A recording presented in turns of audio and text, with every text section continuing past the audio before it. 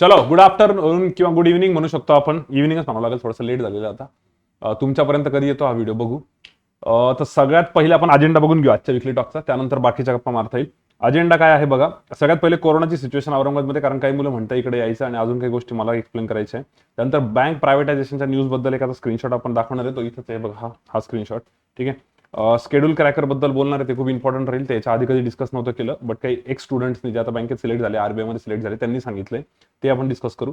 सारस्वत बँकेच्या एक्झामचा रिव्ह्यू दिला जाईल. त्याच्यानंतर आयबीची जी एक्झाम येतात टियर 2 साठी, डिस्क्रिप्टिव्हसाठी, त्याच्याबद्दल बोलू. आरबीआय ऑफिस अटेंडंटसाठी लास्ट 3-4 दिवसात काय करायला पाहिजे, काय नाही, ते एकदा चेक करू. ऑफलाईन आणि ऑफलाईन आणि ऑनलाईन बॅचेसच्या रिझल्ट्स बद्दल, ठीक आहे, त्याच्याबद्दल चर्चा करू. त्यानंतर एसबीआय क्लर्क आणि जर पुढच्या कुठल्या पण एक्झाम्स येणार आहेत त्याच्या प्री आणि मेनसाठी जे काही मुलांचं म्हणणं होतं शेड्यूल पाहिजे प्रॉपर, असं टाइम टू टाइम सांगा, ते सगळं सांगून देतो. इम्पॉर्टंट डाऊट्स, आजचं जे डाऊट्स फीडबॅक सेशन, जे सजेशन सेशन्स असतं आपलं, किंवा जे काही स्क्रीनशॉट आपण वाचतो, ते खूप इम्पॉर्टंट राहतील. त्याच्यामध्ये खूप व्हॅलिड पॉईंट्स आहे आणि जे डेफिनेटली तुमच्या मनात पण असतील, पण तुमच्या बिहाफमध्ये कोणतरी दुसऱ्यांनी विचारलंय असं राहील ते. तो एक पार्ट आपला नीट बघा, तो सगळ्यात मेन पार्ट असतो. त्यानंतर कॉन्टच्या डाऊट्स क्लिअरिंगमध्ये थोडेसे चेंजेस झालेले आहेत. अजून एक सर तुमच्यासोबत ऍड झालेले आहेत, त्याच्याबद्दल अनाउन्समेंट करू. एक स्टोरी असणार आहे आज आपल्याला की सरांची सगळ्यात शेवटी. ठीक आहे. काही जणांसोबत मी डिस्कस करतो, मला वाटलं इथे एकदा सांगूनच द्यावं. प्रत्येक विकली टॉकमध्ये एक छोटासा पार्ट राहतोच आता कोणाच्या ना कोणाच्या स्टोरीचा.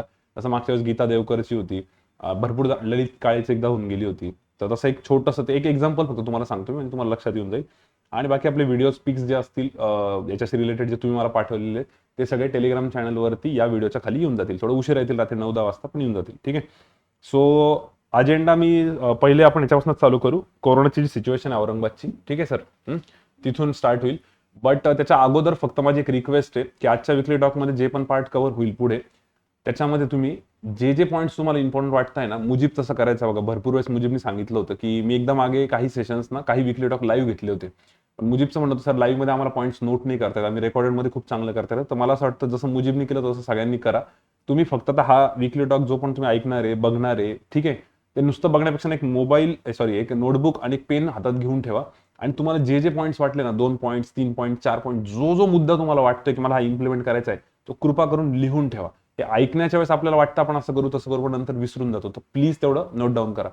आणि मी बोलत होतो कोरोनाच्या औरंगाबादच्या सिच्युएशन बद्दल, तर ऍक्च्युअली आत्ता लेक्चरच्या अगोदरच मी दुपारचं लेक्चर ऑफ दिलं. काही जणांचे लगेच मेसेज आले होते सर कोरोनाचं वगैरे तर काही नाही ना, तर तसं बिलकुल काही नाही, एकदम व्यवस्थित आहे सगळी तब्येत. फक्त मी थोडा 1 तास झोप घेऊन टाकली, कारण थोडासा वीकनेस वाटत होता. तर मला त्याच्यावरनं फक्त 1 तासाची झोप होती ती, पण असं कुठेतरी एकदम खरंच टेन्शन येऊन गेलं होतं. म्हटलं आता हे कारण वैभव सर इथं असतात, मॅडम येतात, यश सर येतात, थोडं नुसतं ऐकून पण असं अंगावर काटा येत होतं की तसं काही गडबड नको व्हायला. त्यामुळे माझी प्लीज सगळ्यांना रिक्वेस्ट आहे हात जोडून की जे पण मुलं औरंगाबादमध्ये आहात त्यांनी थोडी काळजी घ्या. थोडी नाही, भरपूर जास्त काळजी घ्या आणि लाईटली घेऊ नका. सध्या मी जेवढ्या पण न्यूज ऐकतोय ना, मित्रांमध्ये, मैत्रिणींमध्ये, म्हणजे भरपूर मित्रांना असं त्यांचं असं म्हणणं आहे, काही डॉक्टर फील्डमधले, त्यांचं म्हणणं आहे की मागच्या वर्षी पण केसेस होता, यावर्षी पण आहे, पण झालं काय, लोकांची एक मेंटॅलिटी तयार झालेली की काही नाही, कोरोनाचं जर काही पॉझिटिव्ह निघालं तर आपल्याला क्वारंटाईन करता कुठेतरी गव्हर्नमेंट हॉस्पिटलला नेतात आणि तिथं आपण मस्त आरामात 8-10 दिवस राहतो आणि नंतर रिकवर होऊन जातो. तर ती मेंटॅलिटी लोकांची झालेली की चला ठीक आहे, तर ते कॅज्युअली नका घेऊ. बरेच जण काय करतायत, हा ठीक आहे, झालं ना, 10 दिवसात नीट होणारच आहे, आणि होत नाहीये, यावेळेसचा स्ट्रेन थोडासा डेंजर आहे. तर मी घाबरत नाही तुम्हाला, पण एक प्रिकॉशन घ्या, सगळ्यांनी काळजी घ्या. स्पेशली जे मुलं बाहेरून गावावरून आलेले आहेत, औरंगाबादला राहतायत ना तुम्ही, कारण तुम्हाला थोडं जरी सर्दी, ताप, खोकला काही जरी झालं, थोडा फीवर ना, तर तुमचा जर गॅप पडला ना, तर तुम्हाला लगेच असं मागे गेल्यासारखं वाटतं एक स्टेप, कारण बाकीची मुलं पुढे जात आहेत. तर प्लीज कृपा करून काळजी घ्या. उन्हाळ्याचे दिवस आहे, थोडंसं ताक किंवा अजून ज्या काही गोष्टी आहेत थोड्या थंड, दही वगैरे, मेसवाल्यांना सांगा थोडे एक्स्ट्रा चार्जेस द्या त्यांना, पण त्या सगळ्या गोष्टी इन्व्हॉल्व करून घ्या आणि बिलकुल लाईटली घेऊ नका. ज्यावेळेस पण तुम्ही खाण्यापिण्याचं बघताय, आता मी पण हॉस्टेलला राहिलेलो, त्यावेळेस आम्हाला पण दिसायचं की उन्हाळ्याच्या वेळेस स्पेशली काय होऊन जायचं, आपण पैशांचा विचार करायचो आणि अंगावर काढायचो, आणि हे अंगावर काढणं खूप चालतं मुलांचं. तसं बिलकुल करू नका. थोडंसं सेफ राहा. प्लीज काळजी घ्या, कारण जोपर्यंत तुमच्या आजूबाजूला तुम्हाला ते दिसत नाही ना, तोपर्यंत कदाचित तो सिरियसनेस येणार नाही. आणि मी म्हणतो तशी अवस्था येऊच नाही तुमच्यावरती. तर प्लीज औरंगाबादमध्ये जे पण मुलं राहत आहे बाहेरगावचे, त्यांनी खूप जास्त काळजी घ्या. आम्ही पण खूप जवळून काही केसेस बघतोय. माझ्या तर घराच्या समोरच हॉस्पिटल आहे कोविडचं, दिवसभर तिथं ऐकायला भेटतं, आवाज ऐकू येतो रडायचा वगैरे. तर प्लीज सगळ्यांनी काळजी घ्या. क्लिअर. दुसरं, भरपूर मुलं बाहेरगावचे जे मेसेजेस करतात की सर आम्हाला औरंगाबादला यायचं अभ्यासासाठी वगैरे, आम्ही काय करू. तर पहिली गोष्ट तर कदाचित तुमच्या तिकडे तेवढ्या केसेस नसतील म्हणून तुम्हाला तसं वाटतंय औरंगाबादला यावं, पण औरंगाबादला आहे. आणि जर समजा तुमच्या घरी सिच्युएशन खूपच वाईट असेल, तिकडे अभ्यास होतच नसेल आणि तुम्हाला इकडेच यायचंय, तर इकडे जे पण मुलं औरंगाबादला येऊन प्रिपरेशन करताय, काही मुलं मुली, त्यांचे कॉन्टॅक्ट्स घ्या, माझ्याकडनं घ्या किंवा अजून कोणाकडनं घ्या, मित्रांकडनं घ्या, तुमच्या सिनियर्सकडनं घ्या, त्यांच्याशी एकदा बोला की सध्या सिच्युएशन काय आहे, त्या हिशोबाने डिसिजन घ्या. सर तुम्ही रिकमेंड कराल का येण्यासाठी? मी तर सध्या नाहीच म्हणणार आहे, कारण सिच्युएशन फारच डेंजर आहे. आता तर अजून जास्त स्ट्रिक्ट रूल्स लावता येते. पण काळजी घ्या, लाईटली घेऊ नका, केअरलेसली वागू नका. कारण जे मुलं त्या झोनमधनं गेलेले ना, आता हे सांगायला पाहिजे इथे की नाही काय माहिती, पण भरपूर ऑनलाईन बॅचेस जेवढे पण आता आपल्या 5 ऑनलाईन बॅचेस झाल्या, प्रत्येक ऑनलाईन बॅच मधल्या मी काही ना काही स्टुडंट्सचं रिव्ह्यू ऐकला की सर आमच्या फॅमिलीतलं याचा याचा असा प्रॉब्लेम झाला, यांना कोरोना झाला होता, माझे 15 दिवस लेट झाले, माझे हे लेक्चर मिस झाले, मी आता कसं करू वगैरे वगैरे. तर ते ठीक आहे, लेक्चर वगैरे ह्या गोष्टी होत राहतील, पण काही जणांचं डेथ पण झालेलं आहे घरात. मग ते ऐकून इतकं विचित्र वाटतं की आता हे मुलं कसं कमबॅक करतील आणि कसं स्वतःला सावरतील. तर त्या झोनमध्ये आपल्याला जायचंच नाहीये. तर खूप जास्त काळजी घ्या, बिलकुल लाईटली राहू नका. आमचा जो एक 4-8 जणांचा मित्रांचा चांगला ग्रुप आहे, 4 मित्र आहेत आम्ही आणि 4 दुने 8, म्हणजे सगळ्यांचे वाईफ पकडल्या तर त्या 8 पैकी आता 6 जण असे आहेत जे कोणी ना कोणी कोविड पॉझिटिव्ह होऊन गेले, निगेटिव्ह होऊन गेले. फक्त आता मी आणि माझी वाईफ आम्ही 2 जण बाकी. काल रात्री मी ऍक्च्युअली सगळ्यांना रिप्लाय देत होतो व्हॉट्सअपचे, त्यात मी त्या ग्रुपवरचा मेसेज बघितले. तर तो मेसेज इतका लेट बघितला मी की एकाला पॉझिटिव्ह झाला पण तो, आता निगेटिव्ह पण झाला. दोन्ही सगळे चॅटिंग होते त्याच्यामध्ये. पण ते बघून एकदम टेन्शन मध्ये येऊन गेलो मी. म्हणलं यार हे तर इतके काय काळजी घेतात आणि एकदम जिम वगैरे करता प्रॉपर. तर बेसिकली मला म्हणायचं की निष्काळजीपणा करू नका. आणि त्यावर एक रिप्लाय केला होता दिव्यांकला. दिव्यांक तुम्ही आला तर माहितीच असेल ना, दिव्यांक मी भरपूर स्टोरीजमध्ये त्याचं नाव सांगितलेलं. त्याला म्हटलं भाई कुछ ये मेरे को ये बता की अभी प्रिकॉशन क्या लेने का है. तो म्हणजे एवढंच की रेग्युलर बेसिसवरती हात धुत राहायचे आणि बाहेर पडू नका. जर खरंच गरज नसेल तर बिलकुल बाहेर नका पडू. आम्ही पण असा निष्काळजीपणा केला म्हणून त्याच्यामुळे झालेलं आहे. अदरवाईज ते प्रॉपर जिम वगैरे करतात दोघं पण, हसबंड वाईफ. आणि म्हटलं यार यांना तर असा काही प्रॉब्लेम नसेल. तर ते म्हणे की द रॉक माहिती ना तुम्हाला, ड्वेन जॉन्सन, त्याला पण कोरोना होऊन गेला. अबे तो तर किती बेकार जिम करतो आता. तर बेसिकली सांगायचा उद्देश एवढाच आहे, एक्झाम्पल्स देऊन किंवा जे जे मला स्ट्राईक होत होते. काळजी घ्या, निष्काळजीपणा करू नका. स्पेशली तुम्ही बाहेर गावावरची जी मुलं इथं आलेली आहेत ना, थोडं जरी काही झालं नाही तर तुमच्या घरच्यांना टेन्शन येईल, दुसरा पैसा पण जाईल आणि वेळ जाईल. ते काय आता पैसा जाईल किंवा वेळ जाईल, काही जरी म्हटलं तर एकच आहे दोन्ही पण. त्यामुळे प्लीज काळजी घ्या. ठीक आहे, मला वाटतं एवढ्याच तुमचा पिक्चर क्लिअर झाला असेल. निष्काळजीपणा करू नका. दुसरं, बँक प्रायव्हेटायझेशनच्या न्यूज बद्दल. तर आता हे सुरुवातीला यावेळेस तरी 2 वेगळे पॉईंट्स, एक ही स्लाइड आणि एक पुढची स्लाइड. हा मेसेज बघा. आता हा मेसेज एका स्टुडंटचा आहे. इथं जो मेसेज लिहिलाय ना तो मी इकडे वाचतो, कारण इकडे मला असं टर्न करून बघण्यासाठी थोडासा वेळ जाईल, पण तुम्हाला दिसावं म्हणून आम्ही इथे लिहिलेले. तुम्ही जर म्हणत असेल की सर आम्हाला तर दिसतच नाही इथं काय लिहिलेलं, काहीच काळजी नका करू. ठीक आहे, ते मी वाचून दाखवतो. तर आपल्या एका स्टुडंटने मला मेसेज केला होता.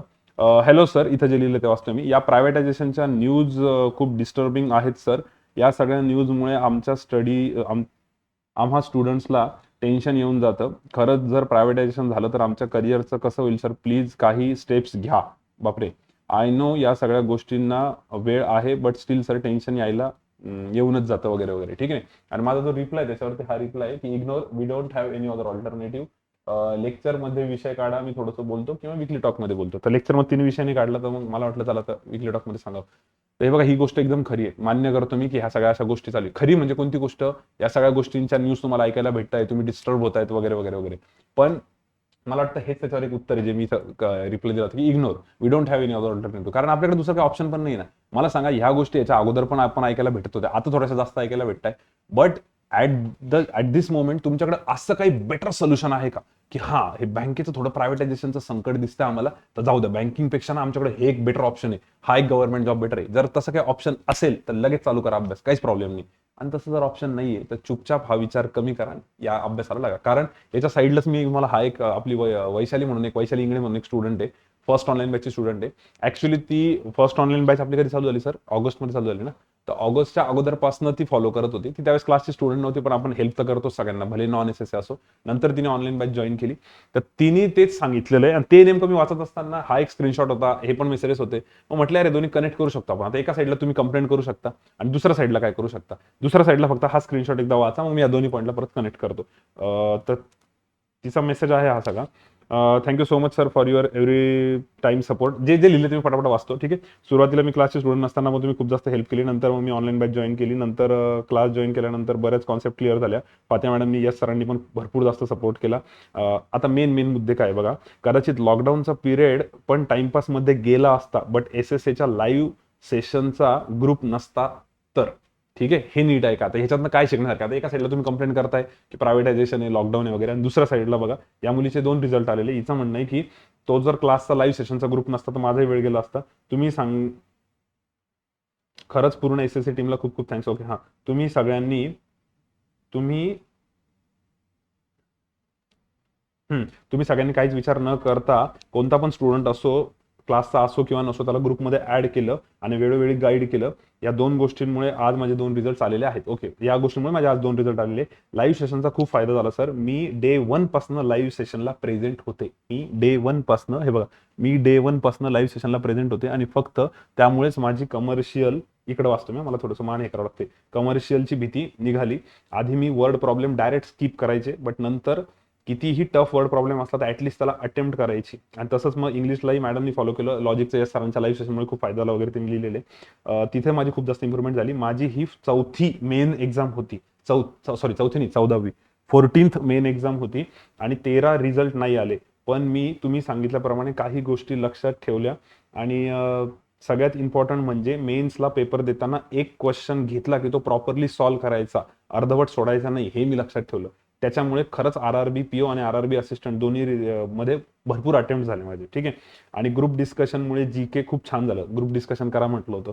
खरंच सर थँक्यू. SSA वगैरे इथं फॉर्मॅलिटी. माझ्या सक्सेसचं क्रेडिट ओके ठीक आहे ते सोडून द्या. कॉज फक्त आणि ग्रुपमुळे, ग्रुपला तिने खूप जास्त क्रेडिट दिलेलं आहे, जे काय तिचा ग्रुप होता. आणि लॉकडाऊनचा पुरेपूर उपयोग करून घेतला. तर लॉकडाऊनचा पुरेपूर उपयोग केला. एका साईडला तुम्ही बोंब मारताय लॉकडाऊनचा अभ्यास होते, एका साईडला बघा यांचं म्हणणं आहे की झालं पाहिजे आणि त्यामुळे आज रिझल्ट दिसतोय. सर मी जेव्हा क्रॉनिकल्स ऑफ ट्रायम्फ बघायचे तेव्हा मला पण वाटायचं की एकदा आपली पूर्ण जर्नी इथं सांगायची, कारण कॉज मॅरिड वुमनला खूप प्रॉब्लेम्स असतात. लग्न झालेले त्याचं बरं का, मॅरिड वुमनला खूप प्रॉब्लेम असतात. तुम्ही एकदा म्हटले होते की तुमचे प्रॉब्लेम्स तुमचा सक्सेस आल्यानंतर सांगा आणि आधी सांगत बसू नका. तर मला आवडेल सर माझी जर्नी शेअर करा. तर ऑब्व्हियसली ती क्रॉनिकल्स ऑफ ट्रायम्फ मधील त्यावेळेस ती डिटेलमध्ये सांगेल तुम्हाला. बट बाकी थोडंसं थँक्यू वगैरे तिने म्हटलेलं आहे. माझं काय म्हणणं आहे, हे प्रायव्हेटायझेशन वगैरे ठीक आहे यार, ऐकायला भेटते, बरोबर आहे. आता रिसेंटली जे रिझल्ट लागले IBPS PO IBPS क्लर्कचे खूप जबरदस्त लागले. मागच्या वर्षी एवढे IBPS PO नव्हते जेवढे यावर्षी आलेले. दरवर्षी आपले रिझल्ट जास्तच येत राहतात. तरी पण यावर्षी वॅकन्सी कमी होते बरं का POच्या. स्टील रिझल्ट खूप जास्त आलेले. त्या मुलांचे तेच कन्फ्युजन झाले, सर कॅनरा बँक जॉईन करू का ग्रामीण बँक जॉईन करू. कॅनरा बँक वाले करायचे बाहेर फेकतील, प्रायव्हेटाईज होईल का, मग ग्रामीण बँक प्रायव्हेटाईज होईल का वगैरे वगैरे असं कन्फ्युजन चालले. पण आम्ही इतक्या जणांशी डिस्कस केलं जे बँकेतले एक स्टुडंट्स जे सध्या वर्किंग आहेत, त्यांचं म्हणणं सर यांच्याकडे दुसरा ऑप्शन काय मला सांगा. असं कुठलं जॉब आहे, तुम्हाला MPSCचं वगैरे माहिती कसं पोस्टपोन होतंय, कसं एक्झाम्सचा खूपच जास्त प्रॉब्लेम तिकडे वॅकन्सीचा वगैरे. मग जरी तुमचं तसं काही ड्रीम जॉब असेल ना, तुम्हाला खरंच करण्याची खूप जास्त हिंमत आहे ना, खूप काही वाटतंय ना, मी काय म्हणतो टेम्पररी बेसिसवर तुम्ही बँकेचा एखादा जॉब जॉईन करा आणि तुमच्या दम आहे ना, तुम्ही साईड बाय साईड अभ्यास करून अजून कुठला जॉब घ्यायचा तो घेऊन टाका. भरपूर मुलं जे म्हणतात SSCचं वगैरे करायचं, पण घरून एक एक्स्ट्रा प्रेशर असतं. बरेच जणांचं टोमणे चालू राहतात. काही जणांना मॅरेजचे इश्यूज असतात, काही जणांना एजचा इश्यू असतो, काही जणांना फायनान्शियल प्रॉब्लेम असतो, नाना प्रकारचे भरपूर प्रॉब्लेम्स असतात. मग मुलं म्हणतात अशा वेळेस काय करायचं, कोणता तरी टेम्पररी जॉब घेऊन टाकू, तो स्टार्ट करून देऊ. आणि हा टेम्पररी जॉब घेणे की गंमत नाही, कॉम्पिटिशन भरपूर आहे, पण जर रेग्युलरली सगळ्या गोष्टी केल्या, त्याच्याशी रिलेटेड पुढचा पॉईंट आहे तोही सांगतो. सो बेसिकली प्रायव्हेटायझेशन वाल्यांना माझं एवढंच म्हणणं आहे की तुमच्याकडे दुसरं कुठलं ऑल्टरनेटिव्ह आहे का. म्हणजे इलेक्शनचं एक जर सांगायला गेलं, जस्ट एक मित्रांमध्ये बोलणं व्हायचं, मला काही कोणाला ऑफेंड करायचं नाहीये. बऱ्याच वेळेस असं म्हणायचं की यार BJPलाच वोट का द्यायचे. त्यावेळेस बरेच असे मी जोक्स मीम्स वाचले होते, ऐकले होते. तुमच्याकडे दुसरा ऑप्शन काय.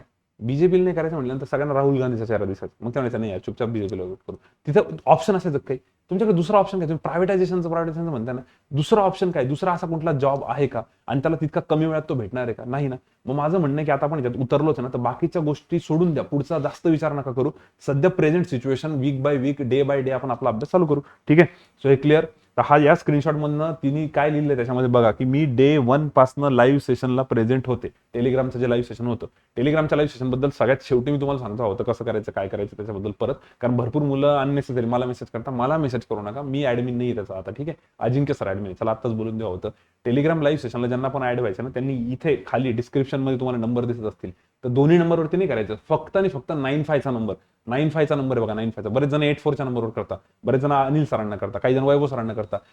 कोणालाच मेसेज नका करू. इथे जो 95चा नंबर दिसतोय ना, त्या 95च्या नंबरवरती अजिंक्य सरांचा तो नंबर आहे. अजिंक्य सर सेव्ह करून घ्या, 9503058758. हे बघा हा नंबर असेल खाली. त्या नंबरवरती त्यांना टेलिग्रामला मेसेज करा की सर मला कॉन्टच्या लाईव्ह सेशनला, लॉजिकच्या लाईव्ह सेशनला, इंग्लिशच्या लाईव्ह सेशनला ऍड करा. SSA असो नॉन SSA असो, असा मेसेज करा, त्यांनाच करा. मला किंवा बाकी कुठल्याच फॅकल्टीला करू नका. यस सरांना केलं तरी यस सर लॉजिकच्या ऍड करतील, ते आहेत ऍडमिन. मी तिकडे ऍडमिन नाही, मी कोणाला ऍड करत नाही. कळालं का. तेवढं फक्त बघा. बाकी त्याच्याशी रिलेटेड अजून एक पॉईंट, भरपूर जणांनी मागच्या वेळेस मी एक मुद्दा मांडला होता की लॉकडाऊनच्या टेस्ट शेअरिंगचा ग्रुप चालू होता आपला. तर लॉकडाऊनच्या टेस्ट शेअरिंगच्या ग्रुपमध्ये तुम्हाला म्हटलं तर ऍड व्हायचं असेल तर अजिंक्य सरांना मेसेज करा.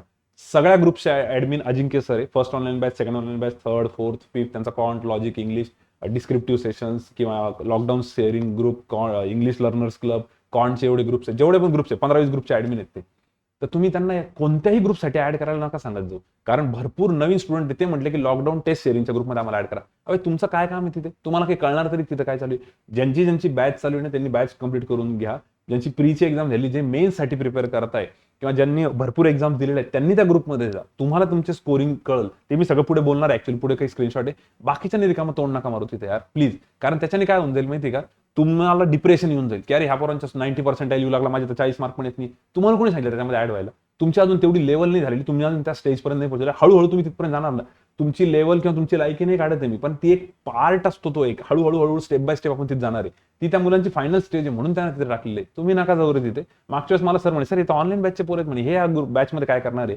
म्हटलं जाऊ द्या, त्यांना ऍड करून टाका, मी त्यांना नंतर सांगतो समजून. तर असं कुठेही नका जाऊ कोणत्याही बॅचमध्ये. तुम्हाला जे सांगितलं ना तेवढे ग्रुप्समधून तेवढंच फॉलो करा, बाकी एक्स्ट्रा काही करू नका. तुम्हाला तुमचा हेडॅक कमी आहे का. आजच त्या ऑनलाईन बॅचच्या सकाळचं एक सेशन घेतलं होतं, त्यात पूर्ण टाइम टेबल त्यांना बनवून दिला. तसं दुपारच्या बॅचला कधी ना कधी बनवून दिलं, तसं तुमच्यासाठी पण आज टाइम टेबल बनवून देणार आहे. तर तेवढंच फॉलो करा, एक्स्ट्रा काही करू नका. ठीक आहे, चला आता भरपूर झालंय, पुढे जाऊ आपण. पुढचा पॉईंट काय एकदा बघू द्या. स्केड्यूल क्रॅकर आहे बरोबर, याच्याशी कनेक्टेड स्केड्यूल क्रॅकर. आता भरपूर जणांचं म्हणणं आहे की सर एवढं कसं मॅनेज होईल आमच्याकडनं. हा हे घ्या, कसं मॅनेज होईल वगैरे. पहिले तुम्ही हा कोट वाचा, वरती काय लिहिलेला आहे. ठीक आहे, वरती जो कोट लिहिलेला आहे ना, तो कोट मी पण इकडनं वाचतो. 20 minutes of doing something is more valuable than 20 hours of thinking about doing something. ठीक आहे, रीड दॅट अगेन. 20 मिनिटं काही ना काही करणं हे खूप बेटर आहे की नुसतं 20 तास आपण विचार करणं की मी आता हे करू का ते करू का, टाइम टेबल बनवू का. आणि तुम्हाला सगळं तुमचा हेडॅक आम्ही घेतलेला आहे ना, आम्ही तर तुम्हाला सगळं शेड्यूल बनवून देतो. तुम्हाला फक्त फॉलो करणं गरजेचं आहे बरोबर. Something is better than nothing आहे, नेहमी तुम्ही ऐकता की नाही. तर करा फक्त. माझं एवढंच म्हणणं, आठवडाभराचं जरी टाइम टेबल असेल ना तेवढा फॉलो करा. आणि ज्या मुलांचं म्हणणं होतं की सर आम्हाला टाइम मॅनेज नाही होते, आम्ही काय करू. तर आता हा जो शेड्यूल क्रॅकर आहे ना, हे माझं नाहीये किंवा हे एका स्टुडंटचं, मी त्याचं नाव नाही घेत कारण तो म्हणजे sir me chronicles of Triumph मध्ये सगळं सांगणार आहे. त्याचं आरबीआय मध्ये सिलेक्शन झालेलं आहे, फक्त नाव रिव्हील नाही करत आहे. आरबीआय मध्ये सिलेक्शन झाले कारण आरबीआयचा अजून रिझल्ट नाही लागला फायनल. हा बाय द वे, आरबीआयच्या रिझल्ट बद्दल पण काही जणांचे मेसेजेस होते की सर आरबीआयच्या मुंबईच्या झोनचा रिझल्ट लागायला इतका वेळ का बरं लागतो, याच्यावर तुमचं काय मत आहे, तुम्हाला काही माहिती का. हे बघा, आरबीआयच्या मुंबईला सगळ्यात जास्त मुंबई झोनसाठी ऍप्लिकेशन्स असतात. पूर्ण भारतातून लोक येतात, वेगवेगळ्या स्टेट्स मधनं येतात, त्यांचे सर्टिफिकेट्स वेगळे असतात, त्यांचे वेगवेगळ्या युनिव्हर्सिटीज असतात, त्यांची मार्किंग सिस्टीम वेगळी असते, काहींची सीजीपीए असतं, काहींचं पर्सेंटेज असतं, कॅटेगरीचे सर्टिफिकेट, व्हॅलिडिटीचे सर्टिफिकेट वगैरे वगैरे वगैरे भरपूर प्रकार असतो. आणि काय होतं, मुंबई झोनसाठी एखाद्याला काही जरी कारण असतो बाहेर काढलं तर तो पोरगा डायरेक्ट कोर्टात जातो आणि डायरेक्ट केस टाकून देतो. आणि एकदा केस टाकली की तुम्हाला माहिती की ऑलमोस्ट दरवर्षी मुंबईच्या आरबीआयच्या ह्याच्यावरती केस होऊन जाते आणि प्रोसेस डिले होती.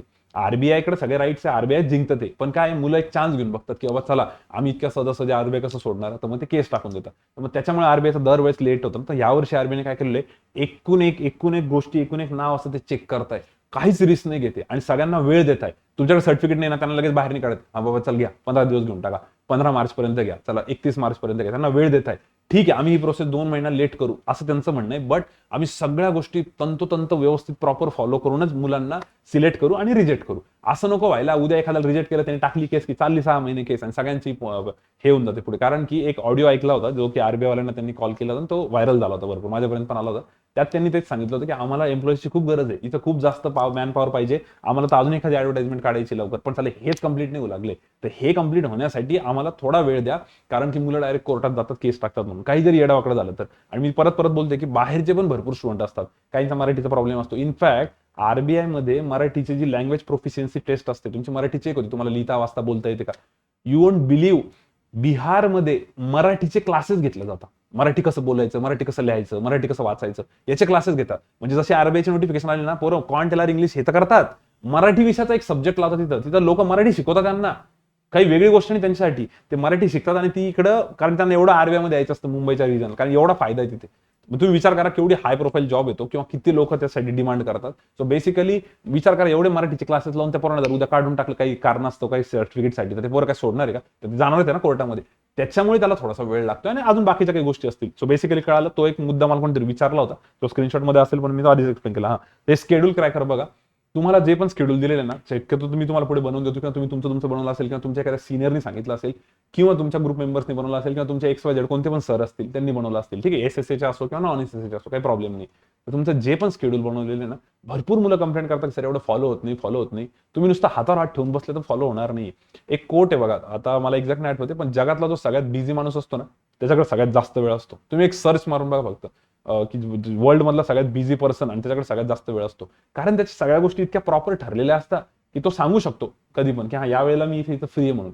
तर ते खरं आहे ते, पण जर तुम्ही टाइम व्यवस्थित मॅनेज केलं तर त्याच्यासाठी त्यांनी काय सांगितलं होतं, हा मुलगा RBI मध्ये त्याचं एवढंच म्हणणं होतं की सर मी ना शेड्यूल क्रॅकर बनवायचो म्हणे. आता हे बघा याच्यात काय काय लिहिलेलं आहे ना, मी थोडंसं नाही मी कशाला टर्न मारतोय, इथं आहे ना आपल्याकडे, एकच मिनिट. हा याच्यात काय काय लिहिलंय बघा, शेड्यूल मध्ये काय लिहिलंय, अड्डा व्हिडिओ, त्याच्यानंतर daily weekly general awareness, reading, 2 RC and quizzes, हे इथं 2 RC and quizzes, quant basic, live session, DI/केसलेट, commercial, LR live session, puzzles आणि बॅचचा होमवर्क. म्हणजे आता बॅच मधल्याचं ओके नाही, यांनी काय केलं होतं, हा RBI मध्ये सिलेक्ट झालेला, यांनी एका स्टुडंटला बनवून दिलं होतं. कारण यांनी बऱ्याच जणांनी माझ्याकडे नंबर घेतले, सर सिनियरचा नंबर द्या. तर यांनी त्या मुलीचं नाव पण सांगतो मी, नम्रता नाव होतं, नम्रताला बनवून दिलं होतं. तर त्याचं म्हणणं होतं की तिला असं सांगितलं मी आणि तिने फॉलो केलं. तो म्हणजे मी ऍक्च्युअली सर खूप जणांना सांगितलं. त्यांनी बाय द वे त्याचे मेसेजेस पण लिहिले, इथं त्यांनी कॅप्शन मध्ये लिहिलं होतं बघा, बाबा सर म्हटलं ना तुम्ही कॅप्शन मध्ये येणार नाही म्हणून इथं, है ना, ते कॅप्शन मध्ये त्यांनी लिहिलं होतं की ऍक्च्युअली मी सर खूप जणांना बनवून दिले म्हणे, बट सगळ्यांना फॉलो नाही करत म्हणे. आणि हिनी फॉलो केला आणि हिचा रिप्लाय कसा आलेला आहे तो रिप्लाय मी तुम्हाला होता नंतर वाचतो. तर त्यांचं म्हणणं आहे की दिवसभरात तुम्हाला एवढा टास्क करायचा आहे ना, तर त्याच्यामध्ये त्यांनी फक्त डे वाईज लिहिलेले, मंडे, ट्युजडे, वेन्सडे तारीख टाकलेली आहे. आणि त्याचं म्हणणं काय आहे की सगळ्यात सोपं सर, सकाळी 7 वाजता उठून समजा 7 ते 8:30 पर्यंत तुम्हाला न्यूजपेपर इंग्लिशचं काही करायचं, इंग्लिशचं लाईव्ह सेशन करायचं ना, तर बस तिथे बसायचं, हे शेड्यूल क्रॅकर आपल्या याच्यात ठेवून द्यायचं, एका नोटबुकमध्ये बनवून ठेवायचं फक्त. तेवढं झालं की त्यावर टिक करायचं. तर आपल्याला ना एक अशी क्युरियोसिटी राहते की अरे हा 1 तासानंतर मला इथे टिक मारायची, इथे टिक मारायची, मला हे करायचं, मला इथं एक चेकलिस्ट आपण कंप्लीट करतोय. तर माणूस बरोबर त्या निमित्ताने तेवढ्या वेळासाठी बसतं. पण तुमच्याकडे काहीच नाहीये प्लॅनिंग, तुमच्याकडे काही प्लॅनिंगच नाही, तुम्ही नुसतं सकाळी उठून बघता, चला आज काय करायचं बघू, पण थांबा तेवढ्यात माझ्या ग्रुपवरती कोणतरी मेसेज केला, मग चला तो ग्रुप मेसेज बघत बघा. असं ना करू. मी म्हणतो इथे अजून एक लाईन ऍड करा, खरंच मी म्हणतो इथे एक नवीन ऍड करा, व्हॉट्सअप, टेलिग्राम एक ऍड करून टाका. त्याचा एक टायमिंग ठेवून द्या की 1 वाजेपासून 1:30 वाजेपर्यंत, जेवण झाल्यानंतर अर्धा तास हेच करायचं. आम्ही प्रिपेअर करायचं, मी तुम्हाला बऱ्याच वेळेस सांगितलं बघा, बऱ्याच स्टोरीज सांगतो ना आपण बॅचमध्ये. आम्ही जेवण झाल्यानंतर फ्रेंड्स नावाची सिरियल बघायचो रोज 25 मिनिटं, ठीक आहे, ऍज एक रिफ्रेशमेंट म्हणून मजा यायची.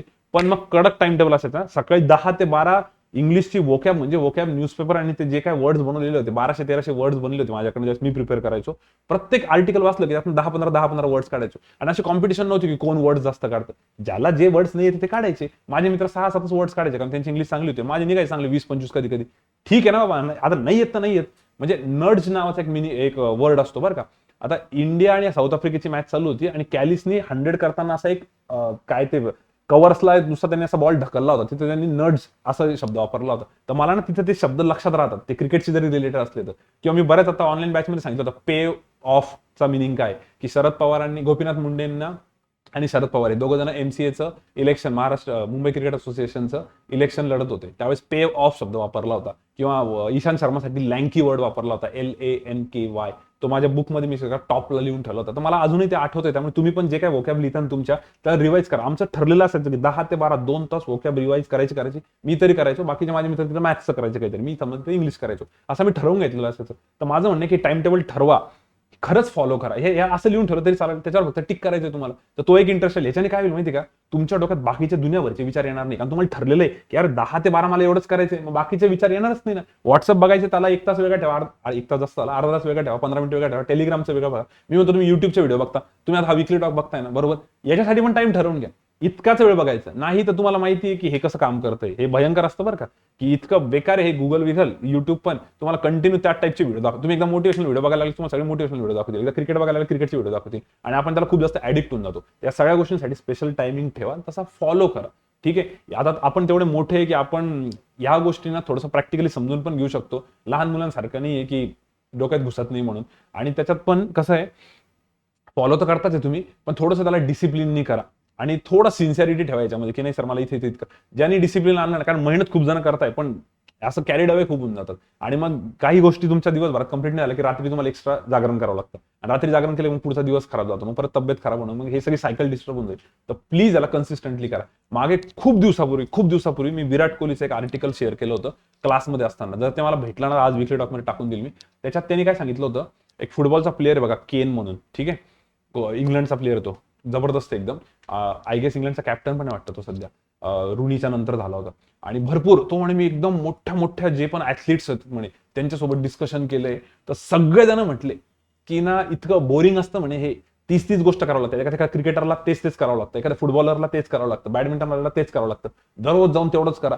ते म्हणे की सगळ्यात बोरिंग टास्क आहे, एखाद्या बॉक्सरला तेच करावं लागतं. ते म्हणे कन्सिस्टन्सी म्हणजे ही खरंच एकदम बोरिंग टास्क आहे म्हणे, तुम्हाला हेच करावं लागतं, पण तुमच्याकडे ऑप्शन नाही, तुम्हाला ते परत परत परत परत रिपीट करत करत करत करत तिथपर्यंत जावं लागेल. एखादा समजा 10 मीटर रायफल शूटर असला, त्याला तेच करावं लागतं ना, तुम्ही तुमचंच बघा, तुम्हाला तेच क्वांट LR लॉजिक तेच करावं लागतं, पण तो म्हणे की सर याला, तो त्या आर्टिकल त्यानेच लिहिले, याला दुसरं ऑप्शनच नाही, त्याला दुसरं सबस्टिट्यूटच नाही, तुम्हाला तेच करणं आहे, थोडंसं डिसिप्लिन ठेवणं आहे, आणि नंतर मग तुम्ही त्याला इतके युज टू होतात, इतके हॅबिच्युअल होतात, इतके तुम्हाला त्याचे ऍडिक्शन होऊन जातं की नंतर तुम्हाला ते बोरिंग नेस तेवढा वाटत नाही, पण सुरुवातीला वाटतो म्हणे.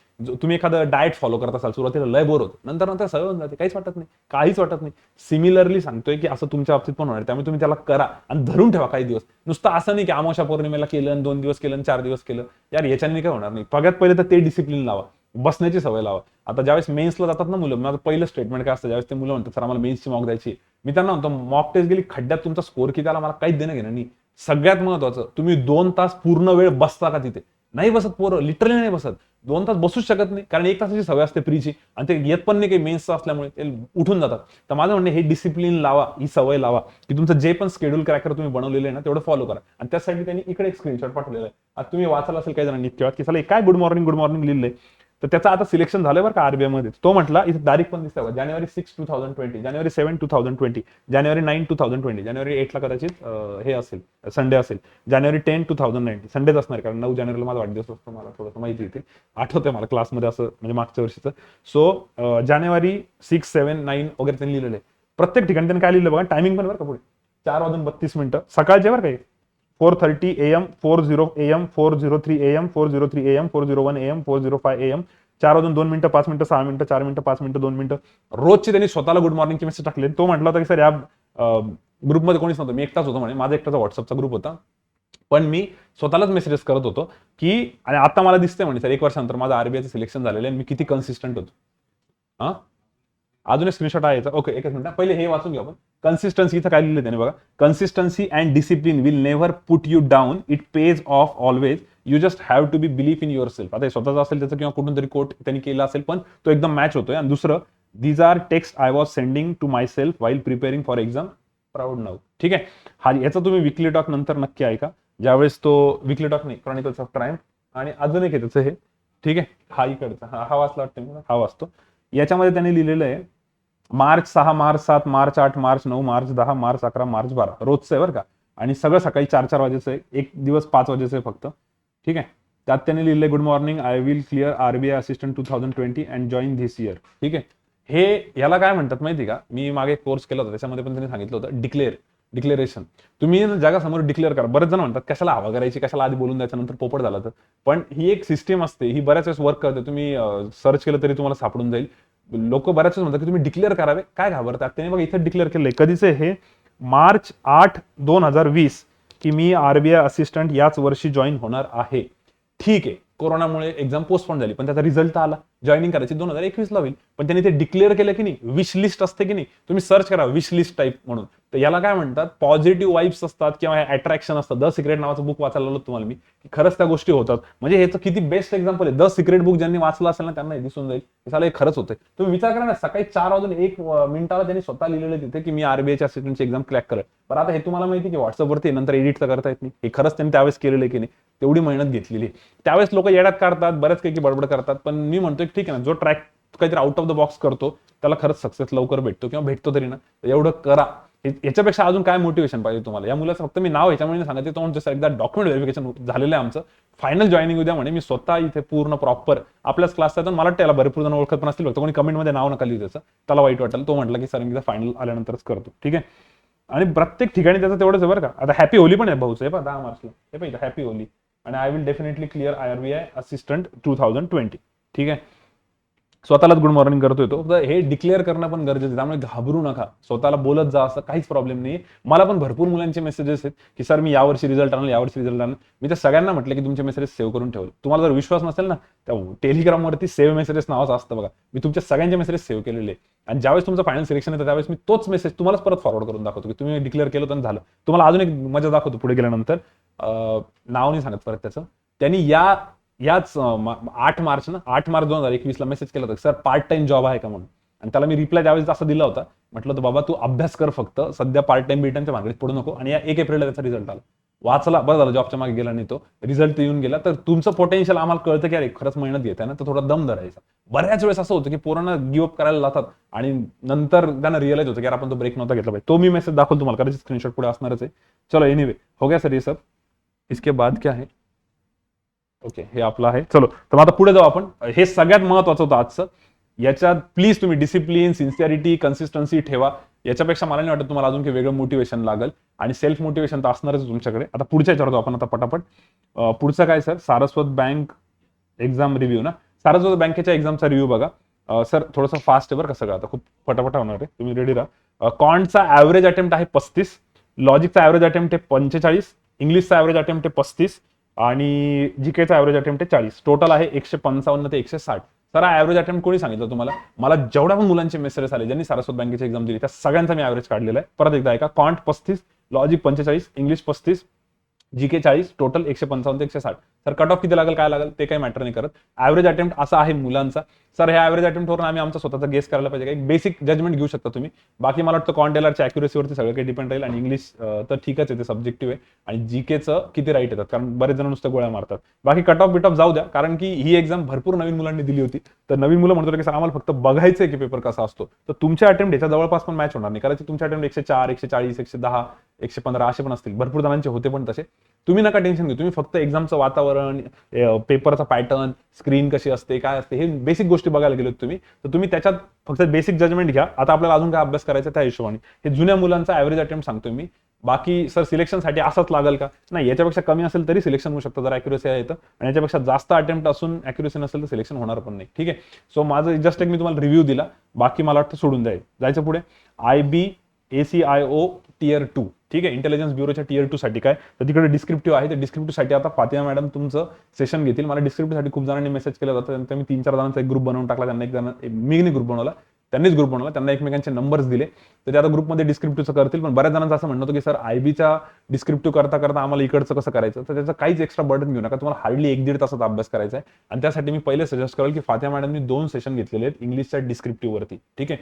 त्या सेशनचा भरपूर जणांना ECGC साठी फायदा झाला होता. ECGCची एक्झाम झाल्यानंतर मला बऱ्याच जणांनी मेसेज केले होते की सर मॅडमनी जे 2 सेशन घेतले होते, प्रिसाइज रायटिंग, लेटर रायटिंग, एसे रायटिंगचं, खूप जास्त फायदा झाला होता. तर पहिले तुम्ही काय करा, IBच्या मुलांनी ते 2 सेशन बघून घ्या. ते युट्यूबवरती फ्रीमध्ये अवेलेबल आहे, बरोबर.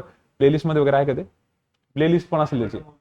हा, आय बटन वरती दिसून जाईल इथे. ठीक आहे. IBच्या याच्यामध्ये आय बटन वरती तुम्हाला दिसून जाईल. इंग्लिशचं मॅडमचे डिस्क्रिप्टिव्हचे 2 व्हिडिओज आहे, फ्रीमध्ये आहेत, युट्यूबवरती अवेलेबल. तेवढे एकदा बघा.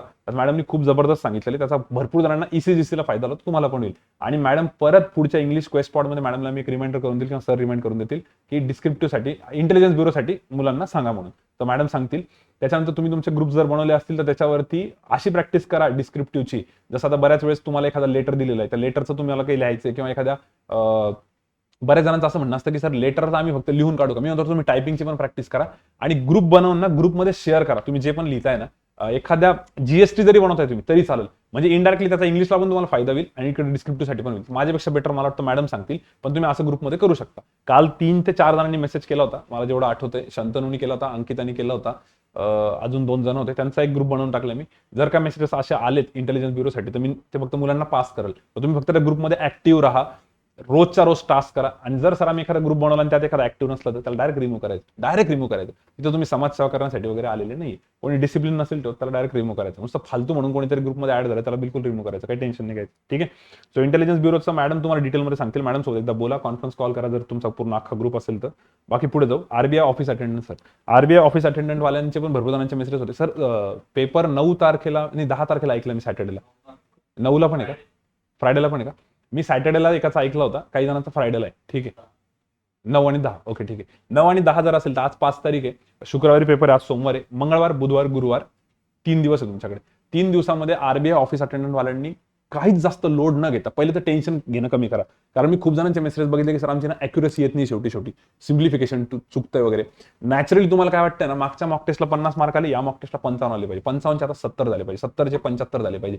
तर ह्या चक्करमध्ये तुम्ही एक्सेस करायला जाताय, पण तुम्ही हे नाही बघत की त्या पेपरची लेवल काय आहे. कारण की आरबीआय ग्रेडअपचं जर बघितलं असेल तुम्ही तर पहिल्या 7 मॉक टेस्ट थोड्याशा ओके, पण 8, 9, 10 शेवटच्या 3 थोड्याशा डिफिकल्ट आहे. मग असं पण तर असतं ना, म्हणजे तुम्ही आधीच ठरवलं का इंडियाने मागच्या मॅचला 300 रन केले तर या मॅचला 325 करायचे. अरे भाऊ, पण ती बॉलिंग विकेट असली तर कशी 325 होणार, ते 200 रन होणं पण मुश्किल आहे. तर हे पण तर बघावं लागेल ना. सो सगळ्यात पहिले आरबीआय ऑफिस अटेंडंट वाल्यांनी शेवटच्या 3 दिवसासाठी थोडंसं रिलॅक्स व्हा, जास्त टेन्शन घेऊ नका. तुम्ही तुमच्या गट फिलिंगवरती तुम्हाला जेवढं येत आहे, जे इंग्लिशला तुम्ही मारता ते ठीक आहे, पण क्वांट आणि एलरला आधीच प्री डिटरमाइंड जाऊ नका की मला इतकं करायचं तितकं करायचंय. एक्झामची डिटेल स्ट्रॅटर्जी जर 9 तारखेला सर म्हणता पेपर आहे, तर 8 तारखेला आपलं युट्यूबवर एक सेशन होईल. त्याच्यामध्ये मी सगळं सांगेल एक्झामसाठीचं. एक दिवस अगोदर तुम्हाला मस्त रिलॅक्स करून टाकल. फक्त तुम्ही 8 तारखेला गुरुवारी संध्याकाळी थोडंसं रिलॅक्स राहा. आपण त्या दिवशी रिकामा राहा, फ्री राहा. ट्रॅव्हलिंगमध्ये बरेच जण असतील तर ट्रॅव्हलिंग आधी करून घ्या, त्यात मी 100% सांगेल. मग सर आता आम्ही 3 दिवस काय करू? 3 दिवसामध्ये मला तरी वाटतंय तुम्ही जेवढ्या पण मॉक टेस्ट दिलेल्या आहे, लाईक तुम्ही 3 मॉक टेस्ट दिल्या, 4 दिल्या, 5 दिल्या, 6 दिल्या, 7 दिल्या, जेवढ्या पण दिल्या असतील त्या सगळ्या मॉक टेस्टला परत सॉल्व्ह करा. त्याच्यामध्ये स्पेशली जे तुमचे चुकलेले, जे तुमचे पझल बसले नव्हते, मॅथ्सचे जे वर्ड प्रॉब्लेम चुकले होते, जे मॅथ्सचे सिम्प्लिफिकेशन चुकले होते, परत एकदा हाताखालनं जाऊ द्या. सर असं का बरं करायचं? आता आरबीआय ऑफिस अटेंडंटचा पेपर तुम्ही देता, तर कदाचित तुम्ही तुमच्या लाईफमधला पहिला पेपर देत असणार आहे आणि तुमच्या डोक्यात असं नाही पाहिजे की यार माझा बॉक्सचा बदल बसला नव्हता बरं का, माझा सर्कलचा बदल बसला नव्हता, माझं सिम्प्लिफिकेशन चुकलं होतं. तर ते एकदा हाताखालनं जाऊ द्या, त्याला परत सॉल्व्ह करा, राईट आणा. म्हणजे तुमचा कॉन्फिडन्स परत येईल की हा वो गलत हुआ था लेकिन मैंने बाद में सॉल्व्ह करके राईट लाया था उसको. तर जेवढ्या पण तुम्ही एक्झाम्स दिलेल्या आहे आतापर्यंत मॉक टेस्ट, ठीक आहे, त्या सगळ्यांची चांगली रिव्हिजन करा 3 दिवसामध्ये. त्याच्या पलीकडे काही नाही करायला पाहिजे एक्स्ट्रा प्रॅक्टिस. दुसरं काय सर, रोज एक मॉक टेस्ट तर देऊ शकता तुम्ही. मंगळवार, बुधवार, गुरुवार 3 मॉक टेस्ट तुमच्या हातात आहे. सर पण माझा पेपर शुक्रवारी, जर तुमचा पेपर शुक्रवारी असेल तर गुरुवारी मॉक टेस्ट नाही दिली तरी चालेल. गुरुवारी एक दिवस तुम्ही रेस्ट करा जर तुमचा पेपर शुक्रवारी असेल तर. आणि जर तुमचा पेपर सॅटर्डेला असेल तर फ्रायडेला मॉक टेस्ट नाही दिली तरी चालेल, गुरुवारपर्यंत द्या. आणि सर मी पेपर देतोय पण मला थोडंसं स्टक झाल्यासारखं वाटतंय, मग मी काय करू? मग त्या केसमध्ये तुम्ही म्हणतोय की तुम्ही उद्याचा दिवस जर रेस्ट घेतली तरी चालेल, एक दिवस थोडासा ब्रेक घ्या. काही जणांचे मेसेजेस येत होते की सर आमचे स्कोर खूप डाऊन होता, आम्ही काय करू? त्यांना म्हटलं होतं बाबा तुम्ही एक दिवस ब्रेक घेऊन टाका, ब्रेकने तुम्हाला एक रिफ्रेशमेंट होईल. तर आरबीआय ऑफिस अटेंडंट वाल्यांना कळालं, काहीही एक्स्ट्रा नवीन करू नका. जेवढं तुम्ही आतापर्यंत केलेलं आहे, मॉक टेस्ट जेवढ्या पण दिलेल्या तेवढ्या परत सॉल्व्ह करा. मॅथ्सचे सगळे क्वेश्चन परत सॉल्व्ह करून बघा, कारण ते ऑलरेडी आधी केलेले तर कॉन्फिडन्स गेन होईल. लॉजिकचे पझल्स परत सॉल्व्ह करा. इंग्लिशचे एक सेंटेन्स नीट बघा, काय ग्रॅमॅटिकल रूल आहे ते रिवाइज करा, काय काय त्यांनी वोकॅब दिली होती ती सगळी वोकॅब करा. आता उद्या जर का समजा एखादा इंग्लिशचा सिनिकल नावाचा वर्ड आला तुम्हाला, ठीक आहे, वोकॅबमध्ये, जर तुम्हाला सिनिकल वर्ड ऑलरेडी एखाद्या मॉकमध्ये आलेला असेल किंवा एखाद्या मॉकमधल्या क्वेश्चनच्या ऑप्शन्समध्ये आलेला असेल तर तुम्हाला खूप वाईट वाटेल की सर मला आठवत कसं काही नाही, येतं झालेलं होतं. पण जर सिनिकल वर्ड तुम्हाला याच्या आधी आलेलं नसेल तर काहीच नाही, निर्लज्जपणे लाज न वाटू देता पुढे निघून जायचं, काही टेन्शन नाही घ्यायचं. तर माझं म्हणण्याचा अर्थ असा आहे की जी गोष्ट तुमच्यासोबत आधी झालेली आहे ना ती तुमची क्लिअर पाहिजे. म्हणून इंग्लिशच्या मॉकचे सगळं रिवाइज करा. मी जे पण ज्यावेळेस मॉक टेस्ट द्यायचो ना 2013ला, चला एकदा जर का तो क्वेश्चन परत आला ना, इतकं वाईट वाटायचं की चला यार ह्याच्या आधी पण आलं होतं आणि आठवतच नव्हतं त्यावेळेस काय आन्सर टिक केलेलं, आन्सर काय, खूप वाईट वाटायचं. मग मी एकदा ठरवलं होतं, म्हटलं यार जेवढ्या मॉक टेस्ट झाल्या ना त्या आधी पहिले क्लिअर करायच्या. कारण तुम्हाला माहित असलेला वर्ड जर आला तुम्हाला खूप वाईट वाटेल. तुम्हाला माहित नसलेला वर्ड नाही आला तर बिंदास निर्लज्जपणे निघायचं पुढे, काय टेन्शन घ्यायचं. आता आपल्याला माहितच नाही याच्याबद्दल काही, पण यार अगर इसके बारे में आपको पता है तो मग ते तुम्हाला यायला पाहिजे होतं. आपल्या मूर्खपणामुळे आपल्या हातातून जायला नको, ठीक आहे. सो आरबीआय ऑफिस अटेंडंट वाल्यांनी तेवढं रिवाइज करा. जीकेचा आता नवीन काहीच वाचू नका. मी म्हणतो जेवढं तुम्ही वाचलेले त्यालाच रिवाइज करा आणि बाकी 2 मॉक टेस्ट मला वाटतं द्यायला पाहिजे, ठीक आहे. आणि मॉक टेस्ट पण त्याच टाइमला द्या ज्या टाइमला तुमचा पेपर आहे. फॉर एक्झाम्पल किती वाजेचा रिपोर्टिंग आहे सर, काही माहिती तुम्हाला एखादी? सकाळी. एक मी 2 वाजेची ऐकलेली, ठीक आहे. तर एक फिजिकल हँडिकॅप मुलाचा पेपर होता वाटतं 2चा, तर 2 वाजता तुम्ही पेपर द्यायला पाहिजे. काही जणांचं सर म्हणतात 8ला आहे तर 8ला द्यायला पाहिजे. मी एक टीव्ही सेंटरचा विशाल वरकडे, त्याचा 12 वाजता पेपर आहे, तो म्हणे माझा 12ला रिपोर्टिंग आहे, 12 किंवा 11:30 असेल, त्यांनी तर त्याच टाइमला पेपर दिला पाहिजे. तर तुमचा ज्या टाइमला पेपर आहे त्याच टाइमला पुढच्या 2 मॉक टेस्ट द्या तुम्ही. आता मंगळवारची बुधवारची किंवा बुधवारची गुरुवारची किंवा मंगळवार बुधवार गुरुवार तिन्ही असतील तर, ठीक आहे. क्लिअर. तर आरबीआय ऑफिस अटेंडंटचं क्लिअर झालं. बाकी आपली आरबीआय ऑफिस अटेंडंट वाल्यांची भेट होईल गुरुवारी. गुरुवारी तुमच्यासाठी एक सेशन राहील, रिलॅक्स सेशन, जे जसं प्रत्येक बँकिंगच्या एक्झामच्या अगोदर आपण घेतो, पण ते सेशन खूप कामाचं असतं. ते आठवणीने अटेंड करा, तुम्हाला खूप रिलॅक्स वाटेल आणि टेन्शन कमी राहील, ठीक आहे. बाकी झोप वगैरे व्यवस्थित घ्या, रिकामं जागरण करू नका. चला पुढे जाऊ आपण आता. ऑफलाईन ऑनलाईन बॅचेसचे रिझल्ट. हा तर इतकं मारलं पाहिजे पोरांना ज्यांनी ज्यांच्या डोक्यात हे असं काही येतंय. कोणतं सर? ऑफलाईन ऑनलाईन बॅचेसच्या रिझल्ट बद्दल काही जणांचं असं म्हणणं आहे की ऑफलाईन बॅचेसच्या मुलांचे रिझल्ट जास्त येतात रादर ऑनलाईन बॅचच्या मुलांपेक्षा. मला सांगा तुम्ही हे जे जजमेंट देताय या जजमेंटसाठी तुमच्याकडे स्केल कोणती आहे? तुमच्याकडे कोणती स्केल आहे? आजपर्यंत किती अशा आपण ऑनलाईन बॅचेस घेतल्या होत्या आणि किती वर्षांपासून घेतोय? अरे बाबा, पहिली ऑनलाईन बॅच ऑगस्टमध्ये चालू झाली, जी की संपली डिसेंबरमध्ये. डिसेंबरमध्ये ती बॅच संपलेली आहे, तर त्या 1-2 बॅच मधनं काही रिझल्ट येऊ शकतात, कारण त्या बिचारांना 2-3 महिन्यांचा गॅप भेटला, साईड बाय साईड त्यांच्या एक्झाम चालू होत्या. आता जे वैशालीचं सांगितलं मी, तिने आधी प्रिपरेशन केलं होतं, मग ती बॅच केली म्हणून तिचे रिझल्ट आले होते. तर तुम्ही कसं काय कम्पेअर करू शकता या दोघांना इतक्या लवकर, इतक्या अर्ली स्टेजला? ऑफलाईन बॅचचे रिझल्ट आलेले 90-95% मुलांचे, म्हणजे जर का समजा क्लासमधले 100 रिझल्ट आले असतील तर 90-95% मुलं असे होते की ज्यांचे ऑफलाईन बॅच होती, आणि 5% मुलं होते, 10% मुलं होते ज्यांची ऑनलाईन बॅच होती. एकदम बरोबर आहे, कारण ऑनलाईन बॅच आत्ता संपली ना, हाऊ कॅन यू एक्सपेक्ट की त्यांचा लगेच रिझल्ट येईल म्हणून? कारण त्यांना प्रिपरेशनला वेळ तर लागेल का. असं थोडी 4 महिन्यांची बॅच झाली, 5व्या महिन्यात लगेच तुमचं bank of Maharashtra, bank of India, चला निघा, असं थोडी असतं. कमॉन. तर हे जे मुलं आहे यांचं कोरोनाच्या आधी बॅच झालेली होती, तर त्याच्यानंतर त्यांना प्रिपरेशनला वेळ भेटला. आणि हे असं नाही की मागच्या 1 वर्षाचा रेकॉर्ड, तुम्ही त्याच्या अगोदरचे रेकॉर्ड उघडून बघा. बॅच झाल्यानंतर तुम्हाला सेल्फ स्टडीला, सेल्फ अनालिसिसला, मॉक टेस्ट द्यायला, तुमचे ग्रुप्स फॉर्म करून तुमच्या चुका कळायला वेळ तर लागतो ना. आता जर तुम्ही म्हणत असेल की नाही सर तरी पण ऑफलाइन बैचेस रिजल्ट जास्त ऑनलाइन पेक्षा, तो भैया 1 साल का वेट करो. नेक्स्ट अप्रैल में जब पूरे रिजल्ट लग जाएंगे ना एसबीआई के सबके सब सब सब सब, त्यावेळेस तुम्ही मला सांगा ऑनलाईनचे किती आणि ऑफलाईनचे किती. त्यावेळेस तुम्हाला ऑनलाईनचे जास्त दिसेल, कारण त्या मुलांच्या बॅचेस झालेल्या आहे, त्यांना सेल्फ स्टडीला वेळ भेटलेला आहे. Come on. तर हे जे आहेत ना, मग मी एवढं का बरं एक्सप्लेनेशन दिलं, याच्यासाठीच दिले की हे जे पण स्टुडंट आहे, XYZ स्टुडंट जे पण असं बोलताय, कोणाला एखाद्या सिनियरला बोलताय, कोणत्या एखाद्या फॅकल्टीला बोलताय, जे माझ्यापर्यंत येते, ते ना फक्त एक्सक्यूज देत आहे आणि पळवाटा बघताय. कसं तरी आपण त्यांना सांगू की हा माझा अभ्यास नाही होते, काहीतरी सांगून सर कोरोना आला, माझ्या घरी असं झालं, ते जसं झालं. हे सगळे निवळ एक्सक्युजेस आहे. हे ऐकायला इथं कोणीही बसलेलं नाहीये. तुम्ही स्वतःच्या पायावर कुऱ्हाडी मारून घेताय आणि स्वतःचा वेळ वाया घालवताय. म्हणून तर तुमची हिंमत झाली ना कधी मला बोलायची. मला बोलले असते तिथं तेच झापून मोकळं केलं असतं. हे फालतूपणा आहे. याच्यामुळे तुमचा रिकामा वेळ वाया जाणार आहे. त्यामुळे बिलकुल एक्सक्युजेस देऊ नका. रियालिटी एक्सेप्ट करा. पाण्याचा ग्लास अर्धा रिकामा आहे, रिकामा आहे, रिकामा आहे म्हणून रडू नका. अर्धा भरलेला पण आहे ना, पॉझिटिव्ह राहा ना, त्या हिशोबाने विचार करा ना. होऊ शकतं सगळं काही. त्यामुळे बिलकुल एक्सक्युजेस देऊ नका. आणि असे खूप एक्झाम्पल्स आहेत ज्यांनी लॉकडाऊन मध्ये त्याचं संधीचं सोनं करेल. आणि भरपूर जणांचं असं म्हणणं आहे की नाही सर लॉकडाऊन म्हणून आम्ही रडत बसलो. तर बघा यार तुम्हाला काय वाटतं त्याच्याबद्दल, पण मला तरी वाटतं की हे पॉईंट असं इथं क्लिअर पाहिजे. ऑनलाईन आणि ऑफलाईन बॅचेसच्या रिझल्ट बद्दल आपल्यावरती हे एक्सक्युजेस देण्यात काही अर्थ नाही. मला मी तर एंटरटेनच करणार नाही, मला ऐकण्यात पण इंटरेस्ट नाही. ते तुम्ही तुमचं रडत बसा. आधी भरपूर मुलं असायचे जे असं म्हणायचे की सर इंजिनिअरिंगचे जास्त रिझल्ट येतात, सर आर्ट्सवाल्यांचे येत नाही, सर कॉमर्सवाल्यांचे येत नाही, सर याचे येत नाही, त्याचे येत नाही. नंतर क्रॉनिकल्स ऑफ टाइम्स मध्ये आपण आणून दाखवले, सगळ्या टाईपच्या स्टुडंट्सला आणलं समोर. आणि LIC मध्ये, RBI मध्ये, SBI मध्ये सगळ्या कॅटेगरीचे, सगळ्या फील्डचे, सगळ्या वेगवेगळ्या स्ट्रीम्सचे सगळ्या मुलांचे रिझल्ट आलेले. हे फक्त म्हणायच्या गोष्टी आहे. त्यांनी फक्त आणि फक्त तुम्हाला थोड्या वेळासाठी बरं वाटणार आहे, बाकी त्यांनी फरक काहीच पडणार नाही. त्यामुळे रियालिटी एक्सेप्ट करा. जोपर्यंत तुम्ही रियालिटी एक्सेप्ट करत नाही, कम्फर्ट झोनच्या बाहेर जात नाही, तोपर्यंत तुमचा रिझल्ट येणार नाही. जोपर्यंत तुम्ही तेच रडत रडत बसणार आणि कम्फर्ट झोन मध्ये राहणार, सर दरवेळेस असं होतं, माझ्यासोबतच असं होतं, माझं सेंटर खराब लागतं, बस जाऊ द्या ते म्हणजे नुसतं बोलण्याच्या गोष्टीत. ठीक आहे, चलो पुढे. SBI क्लर्क आणि अदर एक्झाम्स ज्या आहेत, ठीक आहे, SBI क्लर्क आणि अदर एक्झाम्स ज्या आहेत प्री आणि मेन्सच्या, त्याच्यासाठीची स्ट्रॅटर्जी काय. आता ना बॉस हे इतक्या वेळेस सांगून झालेलं आहे, पण मी आज थोडंसं वेगळ्या पद्धतीने सांगणार आहे. डायरेक्ट टाइम टेबल सांगणार आहे, काहीच एक्सप्लेनेशन नाही. ज्याला फॉलो करायचं त्यांनी फॉलो करा, ज्याला नाही करायचं त्यांनी बोंबलत फिरा. ठीक आहे, दुसरं काहीही नाहीये. हे बघा, SBI क्लर्क किंवा कुठली पण एक्झाम असो, त्याला आपण फक्त 3 कॅटेगरीमध्ये टाकलेले, प्री, मेन्स आणि थोडंसं त्याच्यामध्ये प्री आणि मेन्स. ठीक आहे, काही मुलं असतील जे फक्त प्री साठी करताय. आता गिरीश सिद्धेश्वरचा मेसेज होता मला, सर SBI साठी काय करावं, स्टडी प्लॅन सांगा. अबे तू एवढे विकले टॉक ऐकला, मग मागच्या पासून तुला काय माहिती रे. सगळ्याच्यात सगळं सांगितलेलं आहे, बट स्टील तुमच्या डोक्यात घुसतच नसेल तर एकदम असं प्रॉपर स्केड्यूल बनवून देणार मी तुम्हाला आता. ठीक आहे, हे बघा आता प्री साठी जे करतायत एकदम प्रॉपर. बरं, याच्यामध्ये ज्यांची बॅच चालू आहे सर, आम्ही तुमच्यासाठी काहीच नाही, तुमची बॅच चालू आहे ना, तुम्हाला बॅच मध्ये सगळ्या गोष्टी सांगितलेल्या, तुमच्याकडनं मरमर तिथे मरून अभ्यास करून घेतला जातोय, तेवढा अभ्यास करा. बाकी इकडे तुम्ही बिलकुल डोकं नाही लावायचं की सर प्री साठी काय करायचं.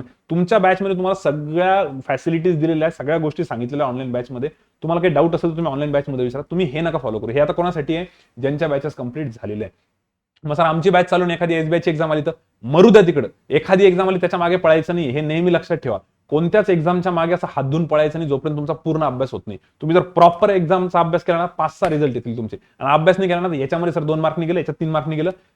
असे भरपूर नमुने आहेत ज्यांनी कधी असा पूर्ण प्रॉपर वेळ कमर्शियल मॅथ्सला दिलेलाच नाहीये, प्रॉपर वेळ पूर्ण इंग्लिशच्या RC ला दिलेलाच नाहीये, प्रॉपर कधी पझल्स पूर्ण सॉल्व्ह केलेलेच नाहीये. सर थोडंसं केलं तर एक्झाम आली, मग मी देऊन टाकली, मग माझे मार्क्स यायला लागले, मग मला वाटलं ओके. असं अर्धवट नका करू रे, पूर्ण प्रॉपर करून घ्या एकदा. त्या चक्करमध्ये 1-2 एक्झाम जातील, जाऊ द्या ना, मरू द्या तिकडे. एखादी एक्झाम गेलीत काय बिघडते, पुढे भरपूर एक्झाम्स आहे ना, तर ते व्यवस्थित करायला पाहिजे. तर आता प्री साठी जे मुलं करतायत ना, सगळ्यात पहिले तुम्ही बेसिकचं प्रिपरेशन करा, मग DIचं करा आणि केसलेटचं करा. बेसिक DI आणि केसलेट हे ज्यावेळेस तुमचं प्रॉपर होऊन जाईल, याला एक 15 दिवस लागतील, 15 दिवसामध्ये सगळं बेसिक DI केसलेट आपल्या नोट्समधनं किंवा जे काही तुमच्याकडे मटेरियल त्यातनं रिवाइज करा. हा जर तुमचा पहिला टप्पा कंप्लीट झाला की त्याच्यानंतर तुम्ही सेकंड पार्टमध्ये मॉक टेस्ट चालू करून द्या. मॉक टेस्टमध्ये तुमचं असं होईल की सर मला बेसिक DI केसलेट हे 25 मार्क्स येतंय, पण साले 25 अटेम्प्टच होत नाहीये, माझे हार्डली 15 अटेम्प्ट होतात, 10 बरोबर येतात, 7 मार्क येतात, 7.5 मार्क येतात मला सर फक्त. असं होत असेल तर काही होत नाही, त्याला हळूहळू त्याला 5-6 दिवस मॉक टेस्ट रोज एक एक देऊन थोडी इम्प्रुव्हमेंट होईल. मग सर जोपर्यंत त्यात 90% येत नाही तोपर्यंत मी मॉक टेस्ट चालू ठेवू का? नाही, तसं नका करू. एक आठवडाभर मॉक टेस्ट दिल्यानंतर ना लगेच साईड बाय साईड तुम्ही वर्ड प्रॉब्लेम चालू करायचे, कारण तुम्हाला मॉक टेस्ट त्यानंतर कंटिन्यू देणे. रोज एक मॉक टेस्ट 1 तासाची काहीच अवघड नाहीये. मॉक टेस्ट तिकडे चालू ठेवायची, हळूहळू तिथे ते बेसिक DI आणि केसलेटचा 25 मार्कचा ढाचा आहे ना तो हळूहळू कंप्लीट होईल, आणि इकडे side by side word problem चालू करायचे एक टॉपिकचे.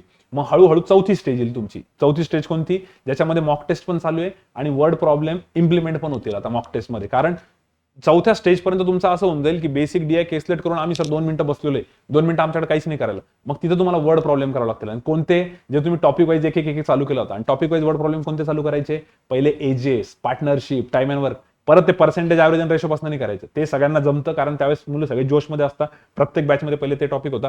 खरे वर्ड प्रॉब्लेमचे topic ages, partnership, boats and stream हे करा. याचे शुअर शॉर्ट मार्क असते. 3 नावं तर लक्षात ठेवा, ages, partnership, boats and stream. Sir कोणत्या 4 स्टेजेस सांगितलं तुम्ही परत सांगा. पहिली स्टेज बेसिक DI केसलेट एवढं कंप्लीट करायचं. इसको 15 दिन पूरा रिवाइज कर लो बॅचेस मधनं. सर 15च्या माझं 10 दिवसात झालं, चला ठीक आहे 10 दिवसात. सेकंड स्टेज मॉक टेस्टची. मॉक टेस्ट द्या.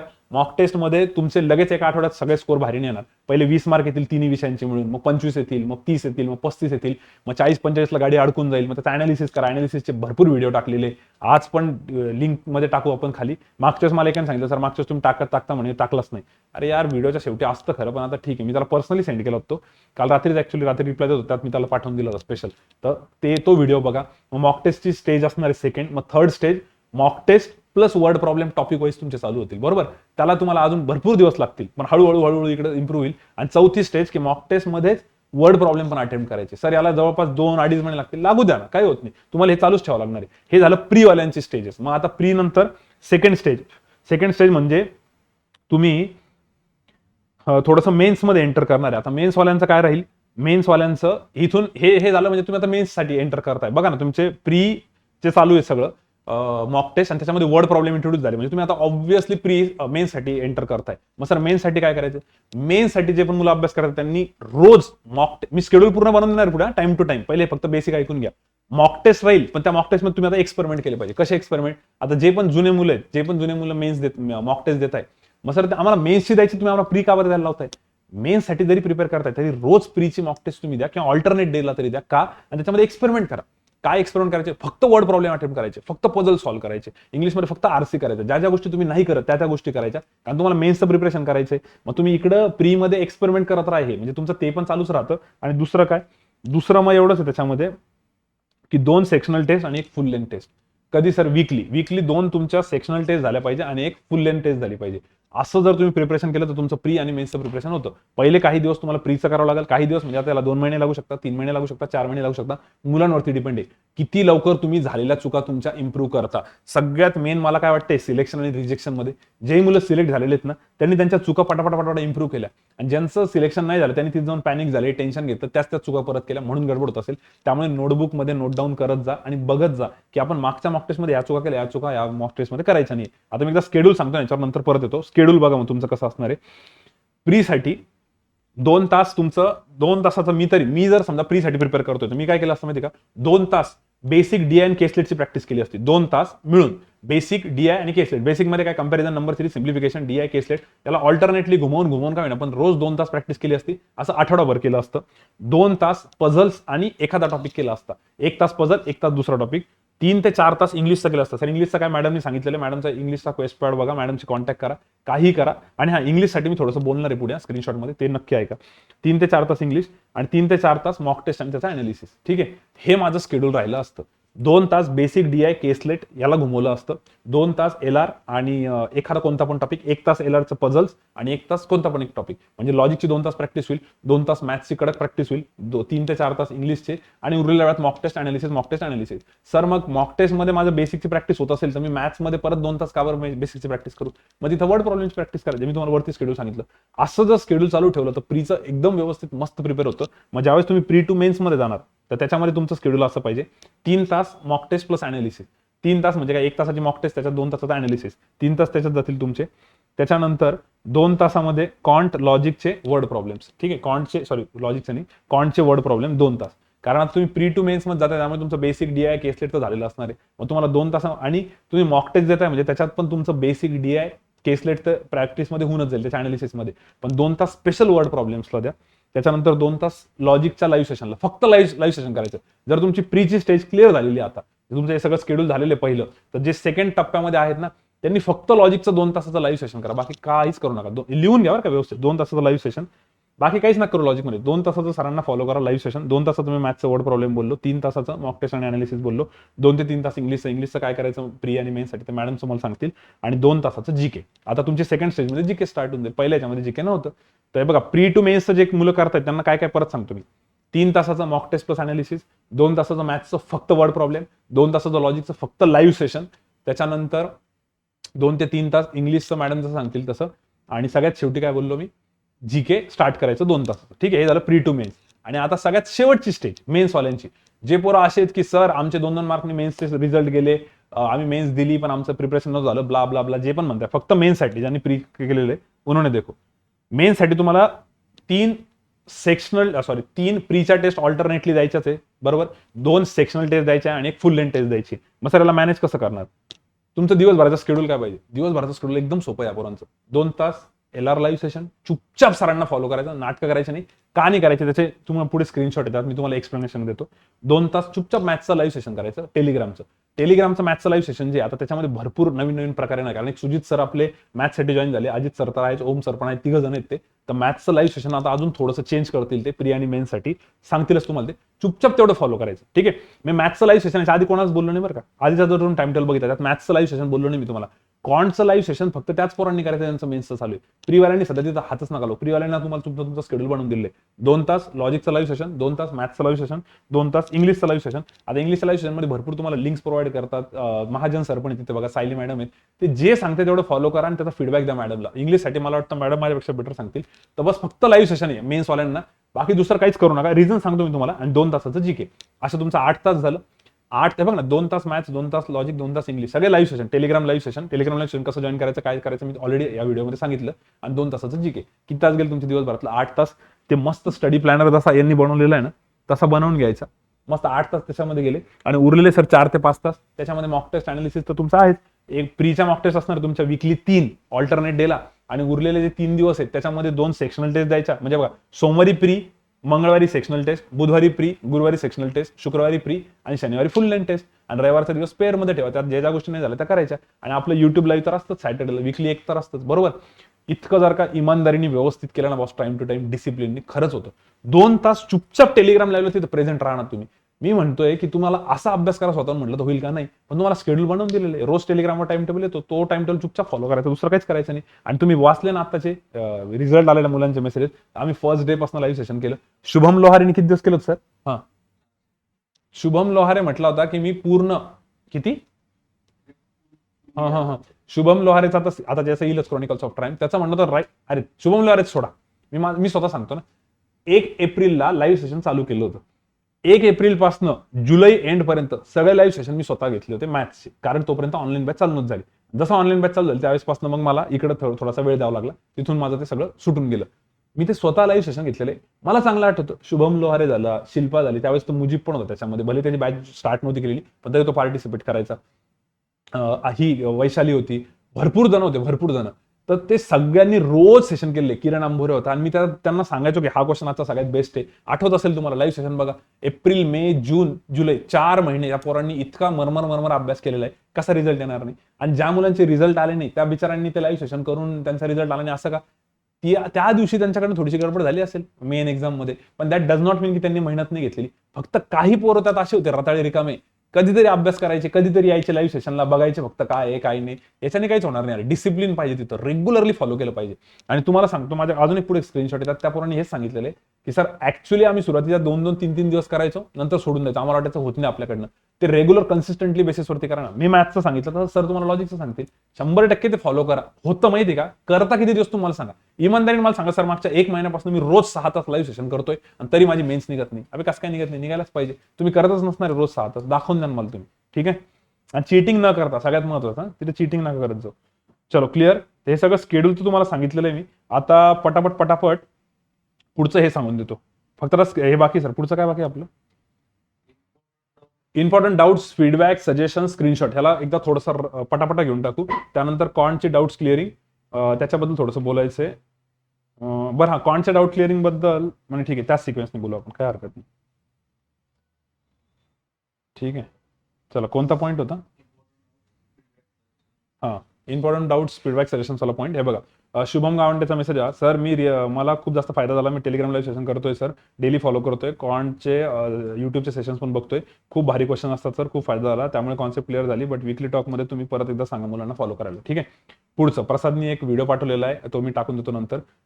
हिचं म्हणणं आहे हे, हा स्क्रीनशॉट वाचला मी तुम्हाला तो प्रायव्हेटायझेशनचा. त्यानंतर निखिल वाघनी पण एक व्हिडिओ पाठवलेला आहे, तो पाठवतो. गिरीश सिद्धेश्वरचं म्हणणं होतं, सर SBI साठी प्लॅन सांगा. तो प्लॅन पूर्ण सांगितलं मी, पहिले चुपचाप प्रीचा करायचा, सगळा प्लॅन आता थोड्या वेळापूर्वी सांगितलेला आहे मी. त्याच्यानंतर याचं सचिनचं म्हणणं आहे की सर कशा आहात तुम्ही, घाईमध्ये सर फर्स्ट टाइम मी जेव्हा पण आन्सर देतो काहीतरी कॅल्क्युलेशनमध्ये गडबड होते आणि नंतर सॉल्व्ह केलं की बरोबर येतं, पण जर सर मी सेकंड ट्राय करून माझा आन्सर येत असेल तर तोपर्यंत 1,00,000 पोर माझ्या पुढे निघून जातील, तर मग मी काय करू सर, प्लीज गाईड करा. मी फर्स्ट ऑनलाईन बॅचचा आहे, माझा स्कोर 50-60 मध्ये येतोय.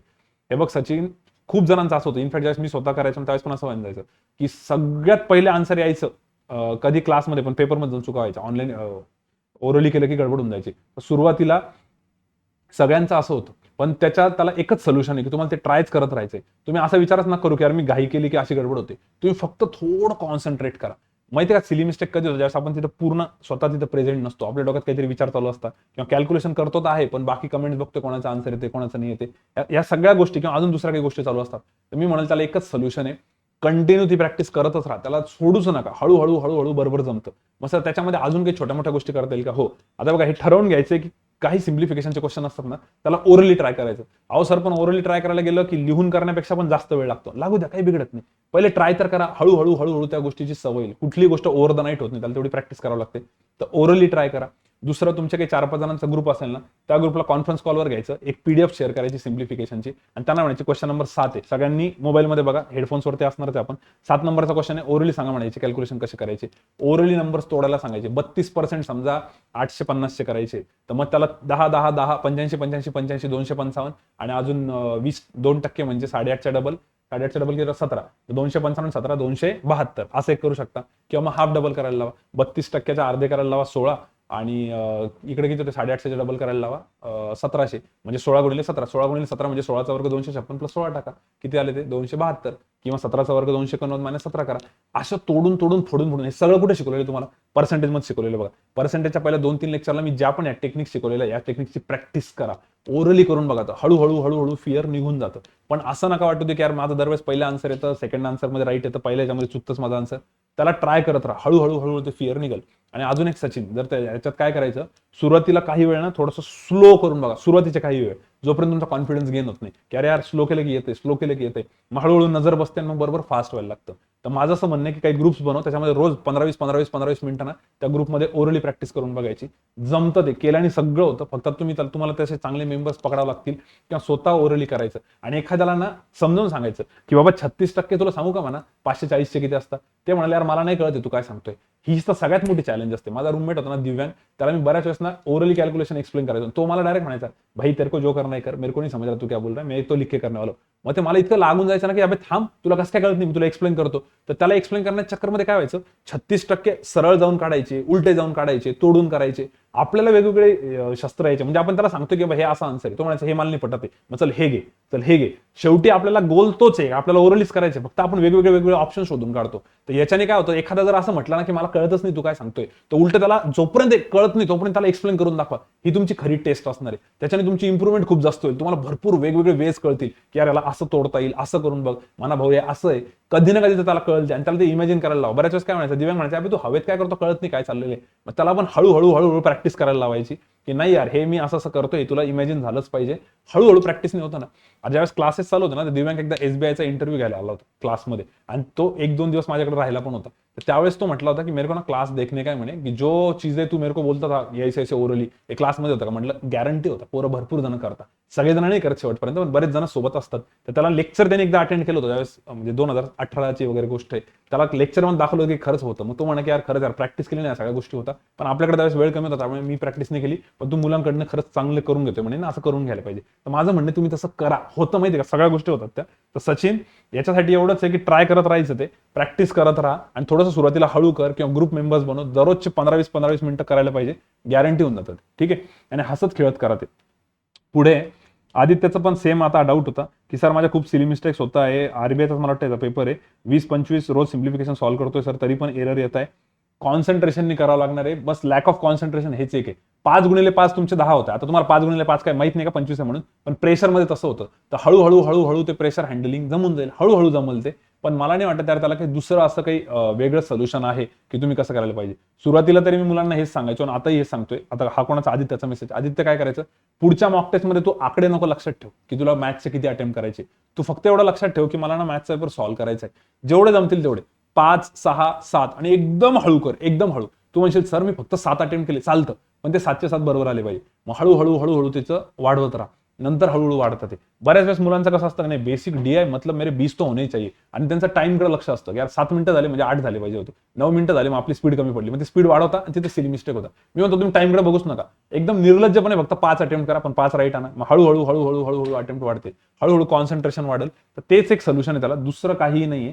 आणि अजून जर काही वेगळं आदित्य पाहिजे असेल तर मी जसं आता सचिनला बोललो, तुम्ही ग्रुप्स बनवा, आणि ग्रुपमध्ये रोज 15-20 मिनिटं टेबल्स रटून घ्या, फॅक्टर्स पाडायला लावा, ओरली कॅल्क्युलेशन करायला लावा त्यांना, होऊन जातं त्याच्याने. ठीक आहे. ओके. हा, त्याला पण मी तोच रिप्लाय दिला होता, कॉन्सन्ट्रेशन वाढव, एका वेळी एकच क्वेश्चन. हा, हे सगळ्यात बेस्ट, हे सांगायचं राहिलं. एका वेळी एकच क्वेश्चन आहे असं लक्षात ठेवा.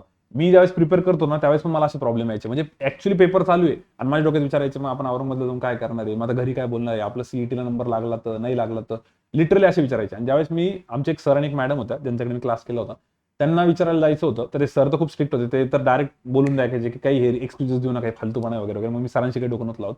मग त्यावेळेस मी मॅडमकडे गेलो होतो, आणि त्या मॅडम ना दिसायला लय भारी होत्या. तर आमचे पोरं काय म्हणायचे की नाही तू मुद्दाम मॅडमला भेटायला चाललाय काहीतरी टाइमपास करायला. म्हटलं अरे मला सिरियसली प्रॉब्लेम आहे, आणि मी यू वोंट बिलीव्ह, तुमच्यातले भरपूर जण असं बोलतात कधी कधी, त्यांना असं वाटतं की सर एवढा सिली मिस प्रश्न आम्ही कसा विचारू. आता मी त्या दिवशी हॉस्पिटलला होतो, तिथे एखादा फोन आला होता, तो म्हणतो सर एवढा फालतू डाऊट होता म्हणे माझा, म्हणून मला हिंमत नव्हती होत म्हणे बोलायची. अरे म्हटलं बिंदास बोला, तुम्ही जोपर्यंत शेअर नाही करणार. तर त्या मॅडमकडे जाऊन मी काय विचारलं त्यांना, यू वोंट बिलीव्ह, माझ्या डोक्यात हे होतं की मॅडम मी काही योगा वगैरे करू का, काही मेडिटेशन करू का, माझं कॉन्सन्ट्रेशन होत नाही, मी काही करू का. ठीक आहे, भरपूर जण मेडिटेशन योगा करतात, त्यांना फायदा होतो, काहींना नाही होते, प्रत्येकाचा पर्सनल कॉल आहे समजा, मी त्याच्याबद्दल नाही बोलणार.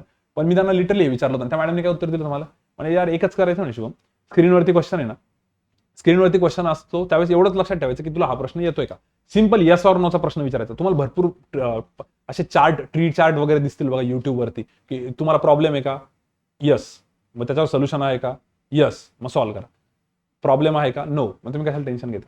असे भरपूर चार्ट असतात बघा, येस नो आले, आणि सगळ्यात मस्त आन्सर दिलेलं असतं. तसं त्या मॅडमने मला काय आन्सर दिलं होतं, तुला स्क्रीनवरती एक क्वेश्चन दिसतो म्हणे, त्यावेळेस फक्त स्वतःच्या मनाला एवढं विचारायचं, हा प्रश्न तुला उत्तर येत आहे का. जर तू म्हटला यस मला या प्रश्नाचं उत्तर येत आहे तर सॉल्व्ह करायचं म्हणे, आणि जर तू नाही म्हटला त्याला स्किप करायचा, पुढचा करायचा. म्हटलं बस एवढंच. मग मी आलो परत, आणि मग चिराग आणि दिव्यांग जे रूममेट होते माझे, त्यांनी मस्त मजा घेतली. तेरे को तो बोला था मैडम कुछ बोलने नहीं वाले, तू ऐसे टाइम पास गया था उनके पास, क्या बोला बोले उन्होंने, अगर सवाल आ रहा है तो सॉल्व करने का, नहीं आ रहा है तो नहीं करने का, ये तो तेरे को भी पता है. म्हटलं हो ना राव यार, त्यांनी तर काहीच सांगितलं नाही. मला थोडंसं वाईट वाटलं, म्हटलं यार यांनी तर काहीतरी उत्तर द्यायचं म्हणून दिलं, मला दिलं हाकलून तिथून.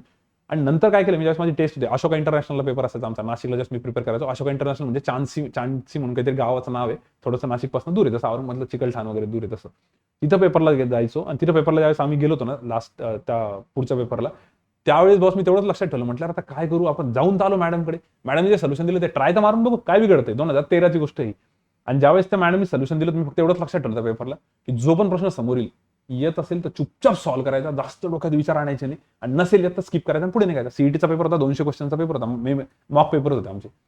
आणि यू वोंट बिलीव्ह त्या पेपरला इतके भारी मार्क्स येऊन गेले आणि बाहेर आल्यानंतर काही मुलं म्हणत होते यार पेपर बहुत डिफिकल्ट होता, पेपर बहुत डिफिकल्ट होता. म्हटलं पेपर डिफिकल्ट होता हा विचार करायला तर मला वेळच नाही भेटला, कारण मी फक्त येस नो करत होतो. आणि ते मी बाकी बॅचेसमध्ये पण खूप जणांना सांगितलेलं, ऑफलाईनमध्ये पण सांगायचं, आत्ताही सांगतोय. त्याचा इतका जबरदस्त फायदा होतो आणि मला इतकं पटलं ते सोल्युशन. एकदम सिंपल सोल्युशन दिलं होतं त्या मॅडमनी, पण इतकं जबरदस्त. मधुरा शेलार नाव होतं आमच्या मॅडमचं. इतकं जबरदस्त सोल्युशन दिलं होतं, पटलं मला की काही टेन्शन नाही. तर आता हे आदित्य वगैरे हे जे सांगतात ना कॉन्सन्ट्रेशन होत नाही वगैरे वगैरे, कोणता पण क्वेश्चन समोर आला की फक्त स्वतःच्या मनाला विचारा मला हा क्वेश्चन येतोय का नाही येत. येत असेल तर लगेच सॉल्व्ह करा, नसेल येत तर पुढे निघा. या फंड्यानी तुम्हाला कळणारच नाही. जसं क्रिकेटर्स सांगता बघ बऱ्याच वेळेस की तुम्ही फक्त एका बॉलचा विचार करा, पूर्ण मॅचचा, एका सेशनचा, त्या बॉलरचा काहीच विचार नका करू, फक्त त्या एका पर्टिक्युलर बॉलचा विचार करा. हा बॉल मला खेळता येतो का, खेळून घ्या. नाही खेळता येते डिफेन्स करा. एक बॉल खेळायला लागले की तुम्ही तिथं मस्त सेट होऊन जातात, तुम्हाला कळत नाही. नंतर तो बॉल फुटबॉल सारखा दिसायला लागतो. हे खरं आहे बरं का. बॉल ऍक्च्युअली नंतर फुटबॉल सारखा दिसायला लागतो. म्हणजे जे क्रिकेटर्स त्यांना कळत असेल तर सेट होणं म्हणतात की नंतर तुम्ही बरोबर जजमेंट घेऊ शकता. सुरुवातीला काहीच कळत नाही बॉल कुठून चाललंय. सो बेसिकली अशा गोष्टी व्यवस्थित फॉलो करा. समजलं. एकदम सिंपल सोल्युशन आहे, पण खरंच ट्राय करायचे आणि खूप जास्त फायदा होतो. पुढे बघा, अजिंक्य सरांना काही जणांनी मेसेज केले होते की मी लाईव्ह सेशनचा मला खूप जास्त फायदा होतोय, सरांना सांगा माझे 3-4 मार्कने रिझल्ट चालले, पण मला आता मेन्ससाठी खूप जास्त फायदा होतोय वगैरे वगैरे. ते एक नॉर्मल मेसेज तुम्ही वाचून दाखवत. 20 मिनिट्सचा कोट मी वाचून दाखवतो तुम्हाला ऑलरेडी. बाकी हा ते स्केड्यूल क्रॅकर पण होऊन गेलेलं आपलं ऑलरेडी. वैशालीचा स्क्रीनशॉट पण वाचला. अरे हा एक स्क्रीनशॉट टाकायचा राहिला होता. या मुलांनी इथे ना ते दाखवता नाही येणार तुम्हाला, खूप भारी त्यांनी त्याचे हे लिहिलेले. हा सेंड करून देऊ का, एकच मिनिट. वैभव सर थोडासा स्टंट मारताय, एकच मिनिट. मी वैभव सरांना सेंड करतो, ते लगेच म्हटलं इथं. कशावर सेंड करू. हां ओके, एकच मिनिट. हां आलंय का. हां सर तुम्हाला स्क्रीनवर आणताय तोपर्यंत मी पुढचं बोलतो, ते नाही बोलत हवं. एकच मिनिट, ही स्क्रीनशॉट भारी होता, मी तुम्हाला पुढचं बोलतो. हार्दिक पांड्याचा एक व्हिडिओ पाठवला एकाने की खरंच सर खूप मोटिवेशनल स्टोरी पाठवा. हो मी टाकून देतो. नितीननी खूप चांगली ऍक्टिव्हिटी स्टार्ट केलेली आता बरं का, शिवानंदच्या मित्रांनी. मागच्या वेळेस एकच मिनिट होतं. मागच्या वेळेस लॉकडाऊनच्या टेस्ट शेअरिंगच्या ग्रुपवरती तुम्हाला म्हटलं होतं ऍड व्हा. जे मुलं मेन्स देत आहे, ज्या मुलांनी प्री दिलेलं आहे, जे ऍक्च्युअली फक्त मॉक टेस्ट देत आहे सिन्सिअर बेसिसवरती, त्यांनी सगळ्यांनी त्या ग्रुपमध्ये ऍड व्हायचं. त्यासाठी अजिंक्य सरांना मेसेज करायचा आहे. 95चा नंबर आहे त्यांचा टेलिग्रामला. मला किंवा कोणाला दुसऱ्याला कोणालाच मेसेज नका करू. 84च्या नंबरवरती पण नका करू, फक्त 95च्या नंबरवरती. इथून चाललाय बघा नंबर, त्या नंबरवरती अजिंक्य सरांना मेसेज करा. लॉकडाऊनच्या स्कोरच्या ग्रुपमध्ये ऍड व्हा. तिथं नितीनने एक ऍक्टिव्हिटी चालू केलेली आहे. तो रोज काय करतो, मॉक टेस्टचे नंबर आणि मॉक टेस्टची वेबसाईट कोणती तुमची साईट असेल, म्हणजे olive board 10 number, olive board 7 number, SBI clerk, नाव पण सांगतो तो. आणि ती टेस्ट दिवसभरात द्यायची आणि संध्याकाळी 7 वाजता सगळ्यांनी स्कोर शेअर करायचा. कोणी तिथं हवा करू नका, चिटिंग करू नका, फालतूपणा करू नका. फक्त तुमचा स्कोर शेअर करा. त्याच्याने तुम्हाला कळल की यार बाकी मुलांचे स्कोर्स किती येत आहे, आपले किती येत आहे. कारण असं एकट्याने रॅन्डम द्यायचं म्हटलं ना, एक तर मजा येत नाही, कारण तुमच्याकडे ग्रुप नसतील, तुम्हाला एक ती एनर्जी राहत नाही. आणि नुसते स्कोर शेअर करून रिलॅक्स नका बसू. मी म्हणतोय त्यांनी ज्यांनी स्कोर शेअर केला ना त्याचा शॉर्टमध्ये तिथं लिहून टाका. कसं सर दाखवा बरं एकदा, थोडंसं मोठं करतात त्याला, नाही होते का, बरं ठीक आहे. हे बघा, हे तुम्हाला दिसत असेल, तुम्ही याला नेमकं पॉज करून बघू शकता. आता हा स्क्रीनशॉट कोणाचा आहे पहिले मी हा सांगतो, मग त्याला पुढे कंटिन्यू करतो. हा हे बघा, त्याच्यामध्ये बघा त्यांनी कसं लिहिलं वरती, mock test number 19 practice mock SBI clerk prelims memory based test. Subject लिहिलेला आहे English quant LR attempt correct wrong marks. हे सगळं तुम्ही म्हणता सर स्कोर दिल्यानंतर तिथं लिहूनच येतं ना, ते तुमच्या नोटबुकमध्ये लिहून ठेवा. आणि का माहिती का, खाली बघा त्याने आता इंग्लिश लिहिलेलं दिसते तुम्हाला इथं, बरोबर. आता त्यांनी इंग्लिशचा चुका लिहिलेला आहे की 1 word 3 सेंटेन्स, मग त्यांनी स्किप केला, किती वेळात काय केला, त्यांनी त्याच्या मिस्टेक लिहिल्या, त्याचं काय असेल नसेल, आणि त्यांनी असं पूर्ण लिहिलं होतं इंग्लिश मॅथ्स लॉजिक. हे तुम्हाला मी ऑफलाईनला ऑनलाईनलाही बऱ्याच विकली टॉकमध्ये तुम्ही जर तो व्हिडिओ बघितला असेल अनालिसिसचा, तर त्याच्यामध्ये पण सांगितलेलं आहे की तुम्ही काय करायला पाहिजे. याची एक नोटबुक बनवायची आणि त्या नोटबुकमध्ये प्रत्येक मॉक टेस्ट आणि त्याच्या अशा डिटेल्स लिहून काढायच्या. याचा एक व्हिडिओ आहे बरं का अनालिसिसचा, तो हवं तर आज आपण शेवटी देऊ किंवा डिस्क्रिप्शनमध्ये लिंक देऊ त्याची. तो व्हिडिओ बघा, त्यात मी खूप डिटेलमध्ये एक्सप्लेन केलं की हे असं लिहा म्हणून. याच्याने काय फायदा होतो माहिती का, मुलांना जर विचारलं ना तुम्हाला सिलोजिझम येतं का, पुरवंत हा येतं सर. आणि जेव्हा तुम्ही तुमचं हे असं अनालिसिस बघता 4 मॉक टेस्ट, तुम्हाला दिसतं प्रत्येक याच्यामध्ये एक सिलोजियमचा क्वेश्चन चुकलेला आहे. मग काय डोंबल्याचं सिलोजियम येतं तुम्हाला, प्रत्येक मॉक टेस्टमध्ये एक सिलोजियम चुकलं म्हणजे तुम्हाला सिलोजियम नाही येत, तुमचं चुकतंय, तुम्ही ते असं एक्सेप्ट नसतं केलं. पण ज्यावेळेस तुम्हाला ते दिसतं ना त्यावेळेस तुम्ही एक्सेप्ट करता. तर सगळ्यांनी असं करा. आणि नितीननी तेच केलेलं आहे. आता जे लॉकडाऊनची टेस्ट शेअरिंगचा ग्रुप आहे ना, त्याच्यावरती तो स्कोर शेअर करतो. हे गेलं तरी चालेल सर आता, ठीक आहे. हे असं करा खरंच. आणि इथे शॉर्टमध्ये लिहून ठेवा कोणकोणते क्वेश्चन चुकले, 2 क्वेश्चन याचे, तुम्हाला तुमचं सेल्फ अनालिसिस होईल. तुम्ही म्हणाल सर हे सगळं तर ते पण दाखवत आहे, अरे पण जेव्हा बल्कमध्ये तुम्हाला स्वतःचं दिसतं ना की 10 मॉक टेस्ट आणि प्रत्येक मॉक टेस्टमध्ये त्यात चुका करतोय, भरपूर कळतं. तर नितीननी त्या लॉकडाऊनच्या टेस्टच्या ग्रुपवरती तसं टाकलेलं आहे. पण माझं म्हणणं आहे की त्याला सिन्सिअरली सगळ्यांनी फॉलो करा. रोज तुमचे स्कोर शेअर करा. आणि त्याच्यामध्ये असं डिटेल्स करा. नुसतं स्कोर नका टाकू. समजा 25 तुम्ही मॅथ्सचे अटेम्प्ट केले, तर शॉर्टमध्ये तुम्ही कोणते 25 केले, कोणते इझी होते जे बाकीच्यांनी केले पण आपण केले नाही, ह्या गोष्टींचं तुम्हाला चेक करता आलं पाहिजे. नाही तर नुसती मॉक टेस्ट दिली, सर मी 16 केले, ओके, अरे पण त्या बाकीच्यांनी 20 केले ना, तुमच्यापेक्षा कमी त्याचं मॅथ्स असून त्यांनी 20 केले कारण त्याचं डिसिजन मेकिंग चांगलं होतं. तर या गोष्टी डिस्कस झाल्या पाहिजे. त्या अनालिसिसच्या व्हिडिओमध्ये मी खूप डिटेलमध्ये एक्सप्लेन केलेले, ते मी नक्की डिस्क्रिप्शनमध्ये टाकून देईल. ठीक आहे. तर नितीन चांगलं करतोय. फक्त नितीनला मी असं सांगितलं की जे जे जुने मुलं आहेत त्याच्यामध्ये त्यांनी काय करा, एक्सपेरिमेंट करा, कोणाला तरी बाजूला बसून मॉक टेस्ट द्यायला लावा. ठीक आहे. बेनिफिट होतोय सर, मॅक्झिमम मुलांनी टास्क समजून देतील पण. ओके ओके ओके, चांगलं केलं नितीननी. त्याच्यानंतर नितीनला मी तेवढंच म्हणलं, फक्त डेली बेसिसवर चालू ठेवा ते आणि बाजूला कोणाला तरी बसवून द्या, त्याचा खूप जास्त फायदा होईल. जे पण मुलं मेन्सचा मॉक देत आहे कोणाला तरी बाजूला बसवा, सेक्शनल टेस्ट देत आहे कोणाला तरी बाजूला बसवा, त्यांच्याकडनं शिका. आणि त्यासाठी खूप जबरदस्त कोट आहे, तो पण वाचून दाखवतो मी. ठीक आहे. आता हे परत काही स्टुडंटचे मेसेजेस आहे की सर वीकली टॉकचा फायदा लागतो, ते मी आता वाचून नाही दाखवत, पुढे जातो. हा, हे एक आहे, हिचं नाव नाही सांगत मी, हिचं सांगितलेलं but don't take my name in weekly talk sir. पण तिने काय सांगितलं बघा, तिचं म्हणणं आहे सर माझी IBPS क्लर्कची फ्यू मार्क्सने मिस झाली आहे म्हणे सर. IBPS क्लर्क मेन्सला जाताना वॅकन्सीज कमी आहेत म्हणून कट ऑफ हाय जाईल असं मी लक्षात ठेवलं होतं आणि त्याच्यामुळे मी GKला रिस्क घेतली होती. पण आता बघितलं सर मी की अनएक्सपेक्टेडली कट ऑफ खूप कमी लागला IBPS क्लर्कचा. आणि जर आत्ता असं वाटतं म्हणे सर रिस्क नसतं घेतलं तर माझं 100% सिलेक्शन झालं असतं. तुम्ही प्री डिटरमाइंड जाऊ नका असं सांगितलं होतं सर, तरी सुद्धा मी मिस्टेक केली म्हणे सर. ही मिस्टेक जी माझ्याकडनं झाली ती मुलांकडनं व्हायला नको म्हणून तुम्ही एकदा वीकली टॉकमध्ये सांगा जमलं तर. माझं नाव नका घेऊ फक्त. तर चांगला फीडबॅक दिला हिने आणि त्यामुळे तुम्हाला सांगितलं कधीच प्री डिटरमाइंड जाऊ नका. नो डाऊट क्लर्कच्या वॅकन्सीज कमी होत्या पण पेपर खूप कमी कट ऑफ लागला बरं का, खूप म्हणजे one of the lowest cut off लागलेला. तुम्ही जर बघितला ना, खूप कमी कट ऑफ लागला IBPS क्लर्कचा. तर हा पॉईंट एकदम व्हॅलिड होता. आणि मी तुम्हाला म्हटलं ना कोणाला तरी बाजूला बसवा, तर या मुलाने मला मेसेज केलेला आहे की सर तुम्ही म्हटलं ना कोणाला तरी शेजारी बसवा आणि त्यांनी हे टाकलेलं आहे, a wise man learns by mistakes of others. ठीक आहे. जो हुशार माणूस आहे तो दुसऱ्याच्या मिस्टेक्सवरनं शिकतो आणि जो येडा माणूस आहे तो स्वतःच्या मिस्टेकवरनं. ठीक आहे. त्याच्यामुळे दुसऱ्यांकडे पण बघा, त्यांच्या काय चुका होत्या त्याच्यातनं पण शिकायला भेटेल. आता याचा काय फायदा, आता मी एक ताशी सुमितशी बोलत होतो मेन्सच्या अनालिसिस बद्दल कॉन्फरन्सवरती. त्यांचा फायदा काय होतोय, जी मिस्टेक यांनी केली ना ती मिस्टेक ही करणार नाही पुढे, कारण हिला कळून जाते ग्रुपमध्ये कोणतरी ही मिस्टेक केली तर आपल्याकडनं होणार नाही. तुम्ही एकट्याने केली ना, तुमच्या त्या मिस्टेक्स होत होत होत होत तुम्हाला इतका वेळ लागतो. ग्रुपमध्ये गेला तर इतक्या वेळात तुम्हाला सगळ्या मिस्टेक कळून जातात की अरे यांनी ही मिस्टेक केली आता आपण ही करायला नाही पाहिजे. आणि एवढंच लक्षात ठेवायचं मॉक टेस्टमध्ये की एकदा झालेली मिस्टेक परत नको व्हायला. एकदा झालेली मिस्टेक आपली नको व्हायला आणि जी दुसऱ्याने केली ती पण त्याकडनं. ग्रुपचा फायदा काय, तुम्हाला या सगळ्या गोष्टी पटापटा कळतील की नाही. ठीक आहे. पुढे हां, बाकी आता काल सारस्वत बँकेचा रिव्ह्यू दिला हिने आणि त्यानंतर मेसेज केला की सर सारस्वत बँकेचा पेपर देऊन आले, आता थोडासा आराम करते, ट्रॅव्हलिंग झालेली आहे, पण नंतर मी नक्की कॉन्टचं लाईव्ह सेशनचे परत क्वेश्चन बघणार कारण क्वेश्चन खूप क्वालिटी असतात. हे असं डेडिकेशन पाहिजे. पेपर जरी देऊन आले ठीक आहे, ती त्या लाईव्ह सेशनला काल प्रेझेंट नव्हती पण नंतर ते सेशन करणार कारण त्यात तेवढे क्वालिटी क्वेश्चन्स होते. तर ते सेशन्स करत जा. आणि जे पण मुलं युट्यूबचं सेशन रेकॉर्डेड बघतात ना किंवा टेलिग्रामचं जे पण सेशन नंतर करतात ना, जर तुमच्याकडं खूपच तुम्ही आता काही मॅरिड असतील त्यांच्याकडे वेळ नाही आहे किंवा काही जॉब करताय किंवा बँकेत वर्किंग आहे व्हॉट एव्हर, अशा मुलांनी रेकॉर्डेड नंतर बघितलं तर ठीक आहे.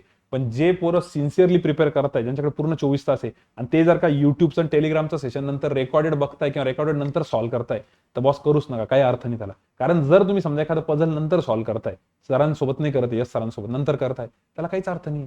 कारण ते तर तुम्ही एखाद्या बुकमधनं केल्यासारखं आहे ना, नॉर्मल, ते तर तुम्हाला जमणारच आहे ना. तुमची मेन गाडी कुठे अडकलेली, तुम्हाला तिथं लाईव्ह करायचे, सगळ्यांसोबत करायचे, प्रेशर हँडल करायचे. म्हणून आता सुमितने त्यांनी काय सांगितलं की एक IBPS गाईडचा काहीतरी स्टडी प्लॅन असतो बघा, की रोज ते काही क्वेश्चन्स प्रोव्हाइड करतात, एवढे क्वेश्चन्स करा. पण तो म्हणजे सर त्याचा काही उपयोग नाही दिसू लागलाय, थोडंसं असं शॅटर झाल्यासारखं होतंय आणि असं वाटतंय की यार आपण करतो तर आहे पण आपल्याला आपली लेवल नाही कळत आहे आणि त्यातले काही क्वेश्चन तर खूप इरिलिव्हंट पण आहे. म्हणून तुम्हाला सरळ सांगितलेले, येस सर लॉजिकचं सगळं प्रॉपर मटेरियल घेऊन येत आहे. कॉन्टचं उद्यापासून तुम्ही आता लाईव्ह सेशन बघा, त्यात किती चेंजेस होतील. सुजित सर आणि ओम सर दोघं स्टार्ट करतील. तुम्ही त्या दोघांना डाऊट्स विचारू शकता, ते पण मी पुढे सांगतो. तर तेवढंच करा ना फक्त. आम्ही तुम्हाला सॉर्ट आउट करून देऊ लागलो सगळं, तुम्हाला डोळे बंद करून फक्त तेवढं फॉलो करणे. तेवढे नसेल होत त्यार मग अवघड आहे, तुम्हाला त्या गोष्टी कळत नसतील तर तेवढं करा. सुमितला त्यांना मी ब्लेम नाही करत आहे. ठीक आहे, त्यांनी एक्सपेरिमेंट केला, त्यांना नाही सक्सेस भेटला, त्यामध्ये आता परत इकडे येत आहे. ठीक आहे, त्यांनी ट्राय तर केलं ना. तर माझं तसं म्हणणं की आता इथून एवढं करायला काही हरकत नाहीये. ठीक आहे. बाकी हां, इंटेलिजन्स ब्युरोसाठीचं बोललो मी ऑलरेडी, त्यांना नंबर पण दिला होता. उद्यापासनं सुजित सर पण आता मॅथ्सला जॉईन होतील तुम्हाला. सुजित सरांना पण तुम्ही डाऊट्स विचारू शकता. सुजित सरांचा डाऊट मोबाईल नंबर वगैरे टेलिग्रामचा आपला जो लाईव्ह सेशन आहे ना त्याच्यामध्ये सुजित सर आता कमेंट करतील तर तुम्हाला दिसून जाईल सुजित सरांचा नंबर, तुम्ही त्यांना पर्सनली विचारू शकता. तर सुजित सर राहतील, ओम सर राहतील, कारण अजित सर कसं आहे सध्या कोरोनाच्या याच्यामध्ये थोडेसे बिझी आहेत. अजित सर पण आहेत पण ते त्यांच्या हिशोबाने रिप्लाय देतात आणि बरेच जण नंतर सांगतात की सर थोडंसं लेट होऊन जातं अजित सरांचा रिप्लाय यायला. तर तुम्ही मॉक अनालिसिस अजित सरांकडनंही करा, ओम सरांकडनंही करू शकता, सुजित सरांकडनंही करू शकता. डाऊट्स पण तुम्ही त्यांना विचारू शकता. जेवढे पण स्टुडंट आहे नवीन ऑनलाईन बॅचेस मध्ये पण मी त्यांना ऍड करतो. पण ही कंप्लेंट ना करू की सर आमचा डाऊट होता तो सॉल्व्ह नाही झाला, कारण मला डाऊट पाठवल्यानंतर पण मला बघायला बऱ्याच वेळेस लेट होऊन जातं. लाईव्ह सेशनचे तर मी ऍड करतोच आहे, पण तुम्ही या सगळ्यांचा फायदा घ्या. आणि यांचा आता कसं एक्झामचा रिझल्ट आला की हे परत निघून जातील, बँकेत जॉईन होतील, मग दुसरं कोणीतरी यांना आम्ही मुद्दाम अशांना का बरं घेतोय, याच्यानी फायदा काय होतोय, यांनी स्वतः प्रिपरेशन केलेले, त्यामुळे यांना माहिती की मुलांची मेंटॅलिटी काय, ते अनालिसिस तुम्हाला खूप जास्त मदत करतील. आणि एकदा हे बँकेत गेल्यानंतर यांना तर फायदा आहेच समजा त्याचा, पण त्यांना त्यांचे एक्सपिरियन्स तुमच्यासोबत शेअर करता येईल. ठीक आहे. तर सुजित सर असतील उद्यापासून डाऊट्स क्लिअरिंगला, ग्रुपवरती त्याचा मेसेज टाकून देतो मी, सगळ्या बॅचमध्ये टाकून देतो. सुमितचं म्हणणं होतं की थोडक्यात रिझल्ट गेला वगैरे, पण सुमितला मी एक मेसेजचा रिप्लाय दिला होता की ठीक आहे आता जसं आहे तसं कंटिन्यू चालू ठेव, पण बाकी गोष्टींचा विचार नको करू. आधी काय झालं काय नाही, भरपूर मुलं रडत होते. आता भरपूर जणांशी कॉन्फरन्सवरती बोलणं झालं ना, तर माझं 2 मार्कनी गेलं, त्यावेळेस असं झालं, कोरोनात असं झालं तसं झालं. मी म्हणतो मागचं सगळं सोडून द्या, आता फक्त प्रेझेंटवरती फोकस करा, पॉझिटिव्ह राहा, स्वतःला बॅक करा, हे सगळ्यात इम्पॉर्टंट आहे जुन्या मुलांसाठी. ठीक आहे. एक पोयम पाठवलेली आहे सुरेश भट यांची, ती पण टाकून देतो मी टेलिग्रामवरती. आकाश पांडव म्हणतोय सर ऑलिवूडचं पॅक मला हाफ प्राइस मध्ये शेअरिंग घेता येईल का? ऑलिवूडचा पॅक ना एक 7-8 दिवसामध्ये आपण चालू करू, त्यांच्याकडनं मागवून घेऊ, कारण ऑलरेडी भरपूर मागवलं होतं, ते सगळं तर संपून गेलेलं आहे. आता नवीन एक लॉट मागवून घेऊन टेलिग्रामवर त्याचा मेसेज येऊन जाईल. ठीक आहे. ओके सर, हा टाइम लक्षात ठेवता का? हॉलिवूडच्या पॅकसाठी एक स्पेशल नंतर टाकून द्या आपण खाली, हॉलिवूड पॅक बघा टायमिंग. हॉलिवूडचा टेस्ट पॅक ज्यांना घ्यायचंय ना, टेलिग्रामवरती मेसेज येऊन जाईल, टेलिग्रामवरती मेसेज येऊन जाईल तुम्हाला, कधी घ्यायचंय काय घ्यायचंय ते सगळं सांगू.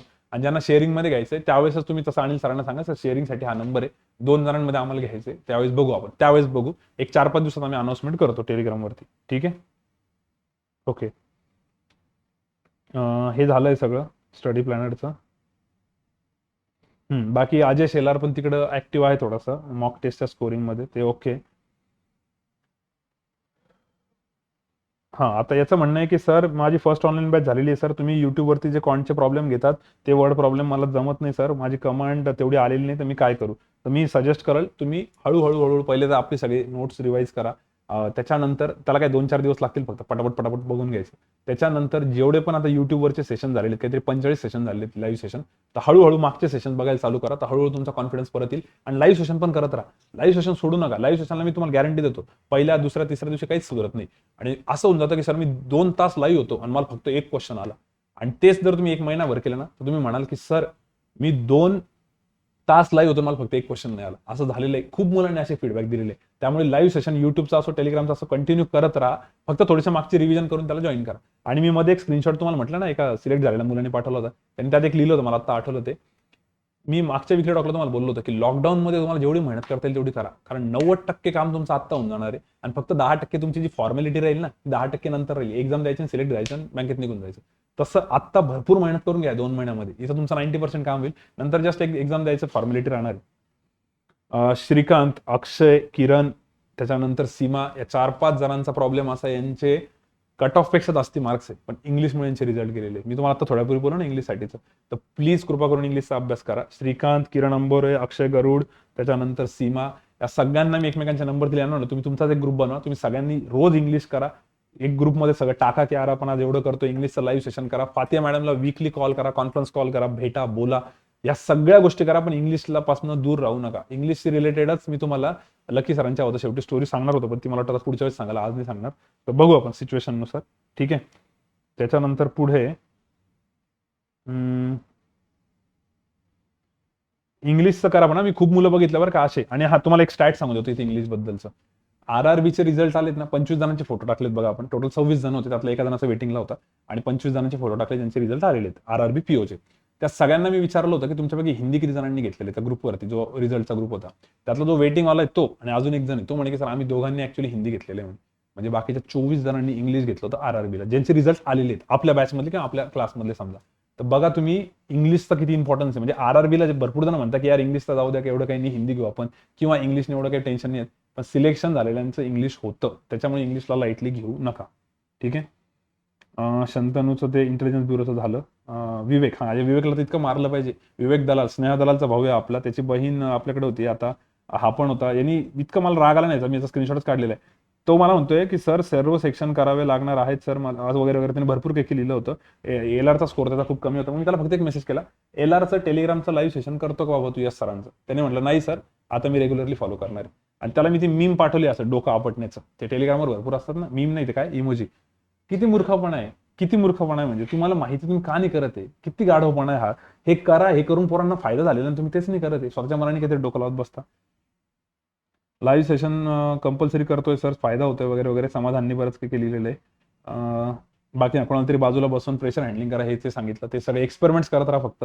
जुन्या मुलांना ऑलरेडी सांगितलंय मी. कोमलचं म्हणणं, तुम्ही फर्स्ट टाइम पेपर दिला सारस्वतचा, ठीक आहे, हळूहळू प्रॅक्टिस होऊन जाईल, एवढं काही नाही. रिव्ह्यू दिलाय मी. Ganesh Bhosale, old morning batch 6 वाजेचा बॅचचा स्टुडंट आहे सर मी, लॉकडाऊन झाल्यापासून अभ्यास वगैरे त्यांनी बरंच लिहिलं. तो म्हणजे सर ELCला कोणी आहे का, तर ELCचा माझ्याकडे 1-2 नंबर होते, मी त्याला पाठवले, ऋषिकेशचा वगैरे. तर ELC मध्ये जे पण अभ्यास करताय ना तुम्ही, एकमेकांना कॉन्टॅक्ट करते तर तुम्हाला भरपूर ग्रुप्स भेटून जातील. तर बरेच जण मला करतात, पण आता मला एक्झॅक्टली माहिती नाही ELC मध्ये कोण अभ्यास करते कोण नाही. जे माहिती होते ते मी पाठवले, पण बाकीच्याने तुम्ही ग्रुप्स बनवा स्वतःचे, ते पण चालतं. किंवा एखाद्या लाईव्ह सेशनच्या ग्रुपवर जरी टाकलं की मी ELC मध्ये आहे, अजून कोणी आहे का, तर कोणीतरी तुम्हाला कॉन्टॅक्ट करेल, किंवा तिथं तुम्ही डायरेक्ट पर्सनली विचारा, तिथे पण होऊन जाईल. ठीक आहे. इंटेलिजन्स ब्युरोचा हो गया, वो बोल दिया मैंने. एक व्हिडिओ पाठवला याने भारी, तो ज्ञानेश्वरनी, तो पाठवून देऊ आपण. त्याच्यानंतर सारस्वत बँकेला जॉईन करायचं की नाही नंतर, त्याच्याबद्दल पण एका सिनियरने मला खूप डिटेल पाठवलेलं आहे कसं आहे वर्किंग. तर तुमचा रिझल्ट आल्यानंतर जॉईनिंगच्या वेळेस मला नक्की विचारा, आपण हे सगळं डिस्कस करू. हे बघा, हे अजय काळे, सॉरी नहीं जाओ दो, ठीक है, वो क्या है वो नहीं बताऊंगा मैं, उसका नाम नहीं लेना था, मेरे गलती से नाम ले लिया, छोड़ दो. सार्थकने एक पोएम लिहिली ती, वाटली पाठवून देऊ. आनंद सिंग राजपूत विचारतोय, सर माझं वर्ड प्रॉब्लेम वाटतात, इतके बेसिक कॉन्सेप्ट क्लिअर नाही आहेत अजून, वीक आहे, काय करायला पाहिजे. पॉकेट ॲप्टिट्यूड किंवा किरण पब्लिकेशन मधनं एक टॉपिक स्टार्ट कर, साईड बाय साईड आपल्या क्लासच्या नोट्स रिवाइज कर. त्यानंतर मॉक टेस्ट देताना बेसिक DI केसलेट पहले कवर कर आणि साइड बाय साइड वर्ड प्रॉब्लमची प्रॅक्टिस कर. आनंद सिंग राजपूत मैंने सब डिटेल में बोल दिया था आज पहिले, वही मैंने रिपीट किया. आणि वीकली असं झालं असेल, आता कालचंच एक युट्यूबचं लाईव्ह सेशन होतं, मी म्हटलं होतं आनंद सिंग राजपूतने फक्त एक कमेंट केली सगळ्यात शेवटी, की बाकी काहीच कमेंट नव्हती केली त्यांनी क्वेश्चन्सची. तर असं काही नाही, एखाद दिवस ऑफ असतो, एखाद दिवशी नाही लक्षात येत, पण दॅट डज नॉट मीन की तुझं बेसिक वीक आहे म्हणून. आणि तुला वाटत असेल तर पॉकेट ॲप्टिट्यूड आणि किरण पब्लिकेशन मधून टॉपिक बाय टॉपिक चालू कर, दुसरं काही नाही त्याचा. हे मी सगळं एक्सप्लेन केलेलं ऑलरेडी इकडे. ठीक आहे. हां, तुम्ही मागचा जो टाइम टेबल दिला सर तो फॉलो केला, आता पुढचं कसं करू आजच्या वीकली डॉक्युमेंट सांगा, मी ऑलरेडी सांगितलंय. ठीक आहे. बाकी आता लास्ट पार्ट आहे, एंड करून टाकू आपण. हेच कंटिन्यू करायचे, पार्ट्स बाय पार्ट्स करा, 2 तासाला डिवाइड करा. हे सगळं मी काही एका ऑनलाईन बॅचच्या मुलांसोबत बोललो. शेड्यूल प्रॉपर टाईट ठेवा, त्याच्यावर मी ऑलरेडी खूप बोललेलो आहे. सिनियर जे आहेत बँकर, वर्किंग मेंबर्स, त्यांना भरपूर जण कॉल करतात बघा, पण त्या पोरांनीच मला कंप्लेंट केली, सर पण नुसतं कॉल करून विचारता म्हणे सर, पण करत काहीच नाही म्हणे, फक्त त्यांना बोलायला आवडतं म्हणे, पण करत काहीच नाही म्हणे. त्यांना जरा सांगा म्हणे, त्यांना आम्ही विचारतो म्हणे की क्लासचा होमवर्क केला का, एवढं सर सांगतात ते करा का, ते नाहीच म्हणतात म्हणे, मग कशाला कॉल करता म्हणे, आम्ही त्यांना काय वेगळं सांगणार आहे. तर त्या मुलांची कंप्लेंट आहे की सर हे जे मुलं आम्हाला विचारतात तुमचं सिलेक्शन झालं, तुम्ही काय वेगळं केलं, हे पोरं तेच करत नाही म्हणे सर, तुम्ही जे सांगताय तर यांना काही उपयोगच नाही म्हणे सर सांगून. त्या मुलांची कंप्लेंट आली मला की सर याच्यानंतर आमचे नंबर नका देऊ म्हणून, पोरं रिकामा असं करतात. तुम्ही विचार करा आम्हाला कसं होत असेल, आम्ही तर तेच सांगू लागलो प्रत्येक वेळेस, पण तुम्ही करत नाही, तर प्लीज करा ते. बाकी one thing at a time लक्षात ठेवा, भरपूर जुन्या मुलांसाठी आता हे की निगेटिव्ह थॉट्स तुम्ही जरा सोडून द्या, एक्सप्लेनेशन नका देत बसू तुमचा कशामुळे रिझल्ट गेला, फक्त आता स्वतःला बॅक करा. या गोष्टी इम्पॉर्टंट आहे. इझी पार्टपासून स्टार्ट करा. ज्यांचा त्यांचा कॉन्फिडन्स गेला, तर भरपूर जुने मुलं म्हणतात सर आमचा गॅप पडला, आम्ही काय करू. ज्यांचा गॅप पडला, असं काही झालं असेल ना, बेसिक पासून चालू करायचं, प्रीच्या मॉक टेस्ट द्यायचा, कॉन्फिडन्स वाढवायचा आणि मग या ट्रॅकवरती यायचं. डायरेक्ट या ट्रॅकवरती यायचं नाही. तुम्ही डायरेक्ट लाईव्ह सेशनला गेले तुम्हाला काही कळणारच नाही, पहिले थोडीशी रिव्हिजन करा, थोडी प्रॅक्टिस करा. ठीक आहे. बाकी EPFOला मी सांगितलं, फातिया मॅडमच्या सेशनचा फायदा झालेला आहे. बाकी मेन्सला भरपूर जणांनी सांगितलं की सर या सेशनचा फायदा झाला की तुम्ही म्हटलं की मेन्सचे पहिले सगळे क्वेश्चन बघायचे, प्रॉपर सिलेक्ट करायचे, एकालाच धरायचं. तो पण फीडबॅक खूप जणांनी दिला, ते एक सांगायचं बाकी होतं. डाऊट्सवाल्यांनी क्वेश्चन्स बनवलेत सर, ते एक भारी केलं. काही मुलांनी काय केलं होतं, जे डाऊट्स त्यांना येत होते ना, ते एका नोटबुकमध्ये टाकले. हे पण मी एका व्हिडिओमध्ये सांगितलेलं आहे, जो अनालिसिसचा व्हिडिओ आहे. तुमचे जे पण डाऊट्स येत आहेत ते एका नोटबुकमध्ये टाकत राहायचे आणि ती नोटबुक पेपरला जायचं, आधी बघायचं. आता आपण 10वीला तर नाही की 21 अपेक्षित बघितलं नाही, त्यातलं सगळं येणार आहे. तर तुमचे जे डाऊट्स आहे ना, ते एका नोटबुकमध्ये टाकत राहायचे. हे सगळं तो अनालिसिसचा व्हिडिओ प्लीज सगळ्यांनी बघा. भले तुम्ही 1 वर्षापूर्वी बघितला असाल तर एकदा परत बघा, आज आम्ही डिस्क्रिप्शनमध्ये टाकून देतो. ठीक आहे. लाईव्ह सेशन कंटिन्यू केलं सर, स्किप नाही केलं. आणि माझ्या काही फ्रेंडनी 3-4 दिवसात स्किप केलं, त्याच्यामुळे त्यांचे रिझल्ट नाही आला, आज माझा रिझल्ट आला. हे बघा, हे एक आहे. आणि बाकी काही मोटिवेशनल व्हिडिओज आहेत ते आपण पाठवून देऊ टेलिग्रामवरती. ठीक आहे सर, क्लियर करने का खत्म हो गया ना सब, उसमें कुछ बाकी नहीं ना आगे. हाँ, अरे हाँ, पुढे काही बाकी का अजून, एकच मिनिट. ओके सर, स्टोरी म्हणतात कॉन्ट डाऊट्स क्लिअरिंग, त्याच्याबद्दल एकदा सांगून देऊ. कॉन्ट डाऊट क्लिअरिंग बद्दल बोलू. कॉन्ट डाऊट क्लिअरिंग जे आहे त्याच्यामध्ये आता सुजित सर ऍड झालेले. सुजित सर, ओम सर आणि अजित सर 3 जण आहेत. 3 जणांना तुम्ही मॉक टेस्टचं अनालिसिस त्यांच्याकडनं करून घेऊ शकता. त्याच्यानंतर या 3घांकडनं तुम्ही डाऊट्स क्लिअर करून घेऊ शकता. तर उद्यापासून सुजित सर आणि ओम सर 2 जण कॉन्टचं लाईव्ह सेशन घेतील, तर त्याच्यामुळे तुम्हाला त्यांचे नंबर्स तर कळूनच जातील. त्यांना पर्सनली मेसेज करा, थोडेसे लवकर रिप्लाय देतील, कारण अजित सर थोडंसं कोरोनाच्या मध्ये आहेत बिझी, त्याच्यामुळे थोडासा वेळ लागतोय त्यांना रिप्लाय द्यायला कधी कधी, पण हे सगळेजण तुम्हाला रिप्लाय देतील. यांच्याकडनं जास्तीत जास्त फायदा करून घ्या, अनालिसिस करून घ्या. त्यांनी ज्या ज्या गोष्टी सांगितल्या त्या नोट डाऊन करायच्या, परत त्यांनी ज्या दिवशी सांगितलं त्या दिवशी कॉल करायचा, सगळ्या त्यांच्या अपॉइंटमेंट घ्या, कारण आता सगळ्या गोष्टी मी इकडे एकटा हँडल नाही करू शकत, बराच वेळ लागतोय. आता हे चालू असताना 7 ते 8 मिस कॉल आहे आपलं विकली टॉक चालू असताना, एवढे नाही होत ना प्रत्येकाशी बोलणं. त्यामुळे तुम्ही अजित सर, ओम सरांकडनं फॉलोअप घेत राहा, त्यांच्याकडनं, कारण बाकीचं तुम्ही होतो तेवढं तर करणारच आहे. ठीक आहे. त्याच्यानंतर स्टोरी लकी सरांची, ठीक आहे मी सांगून देतो पटकन आणि व्हिडिओ लकी सरांची स्टोरी. सर टायमिंग बघून घ्या. ठीक आहे, हा लास्ट पॉईंट राहील, याच्यानंतर बंद करू. लकी सर भरपूर जणांना माहिती आहे, जे ऑफलाईन बॅचेस वाले आधी ELC ते स्वतःच सांभाळायचे. ठीक आहे, आपल्याकडे जॉब पण करायचे कारण त्यांचा पैशांचा थोडासा प्रॉब्लेम होता म्हणून, पण त्यांचे इतके रिझल्ट गेले होते. प्रत्येक वेळेस त्यांचा ओबीसीचा कट ऑफ निघायचा पण ओपनचा निघत नव्हता. म्हणजे ओबीसी पेक्षा जास्त मार्क भेटायचे पण ओपन पेक्षा कमी भेटायचे. खूप मुलांना माहिती आहे आणि एकदम असं कॉमेडी कॅरेक्टर होते ते, एकदम भयंकर. म्हणजे ज्याही मुलांना कधी पण क्लासमध्ये बोर व्हायचं ते त्यांना जाऊन 5-10 मिनिटं त्यांच्याशी बोलायचं आणि एकदम फ्रेश होऊन जायचं, खूप जबरदस्त.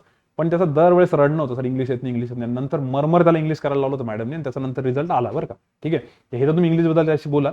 पण मला त्याचं दुसरं एक्झाम्पल काय द्यायचं होतं, मी बऱ्याच मुलांशी बोलत होतो त्यावेळेस मला ते आठवलं, म्हटलं एकदा याचं सांगू आपण. तर लकीचं एक मला चांगलं काय वाटलं होतं, त्याला मॅथ्स आल्यावर त्याचं खूप चांगलं होतं आणि एक दिवस त्याला असंच काहीतरी आमचं डिस्कशन चाललं होतं.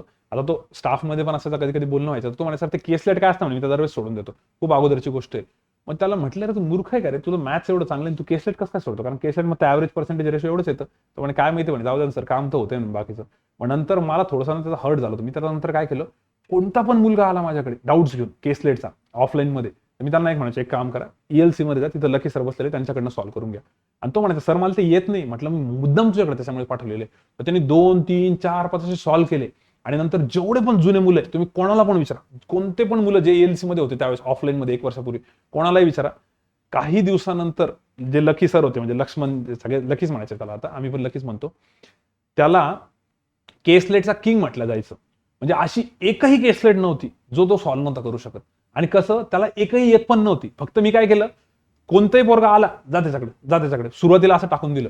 पण त्याला काय झालं, तो आता स्टाफमध्ये होता ना, तो तिथं ELCचा काउंटर सांभाळायचा, की कोणते मुलगा आला, कोणता मुलगा गेला, तो तिथं अभ्यास पण करायचा, कारण त्याला पैशांचा प्रॉब्लेम होता, तर तो जॉबही करायचा आपल्याकडे.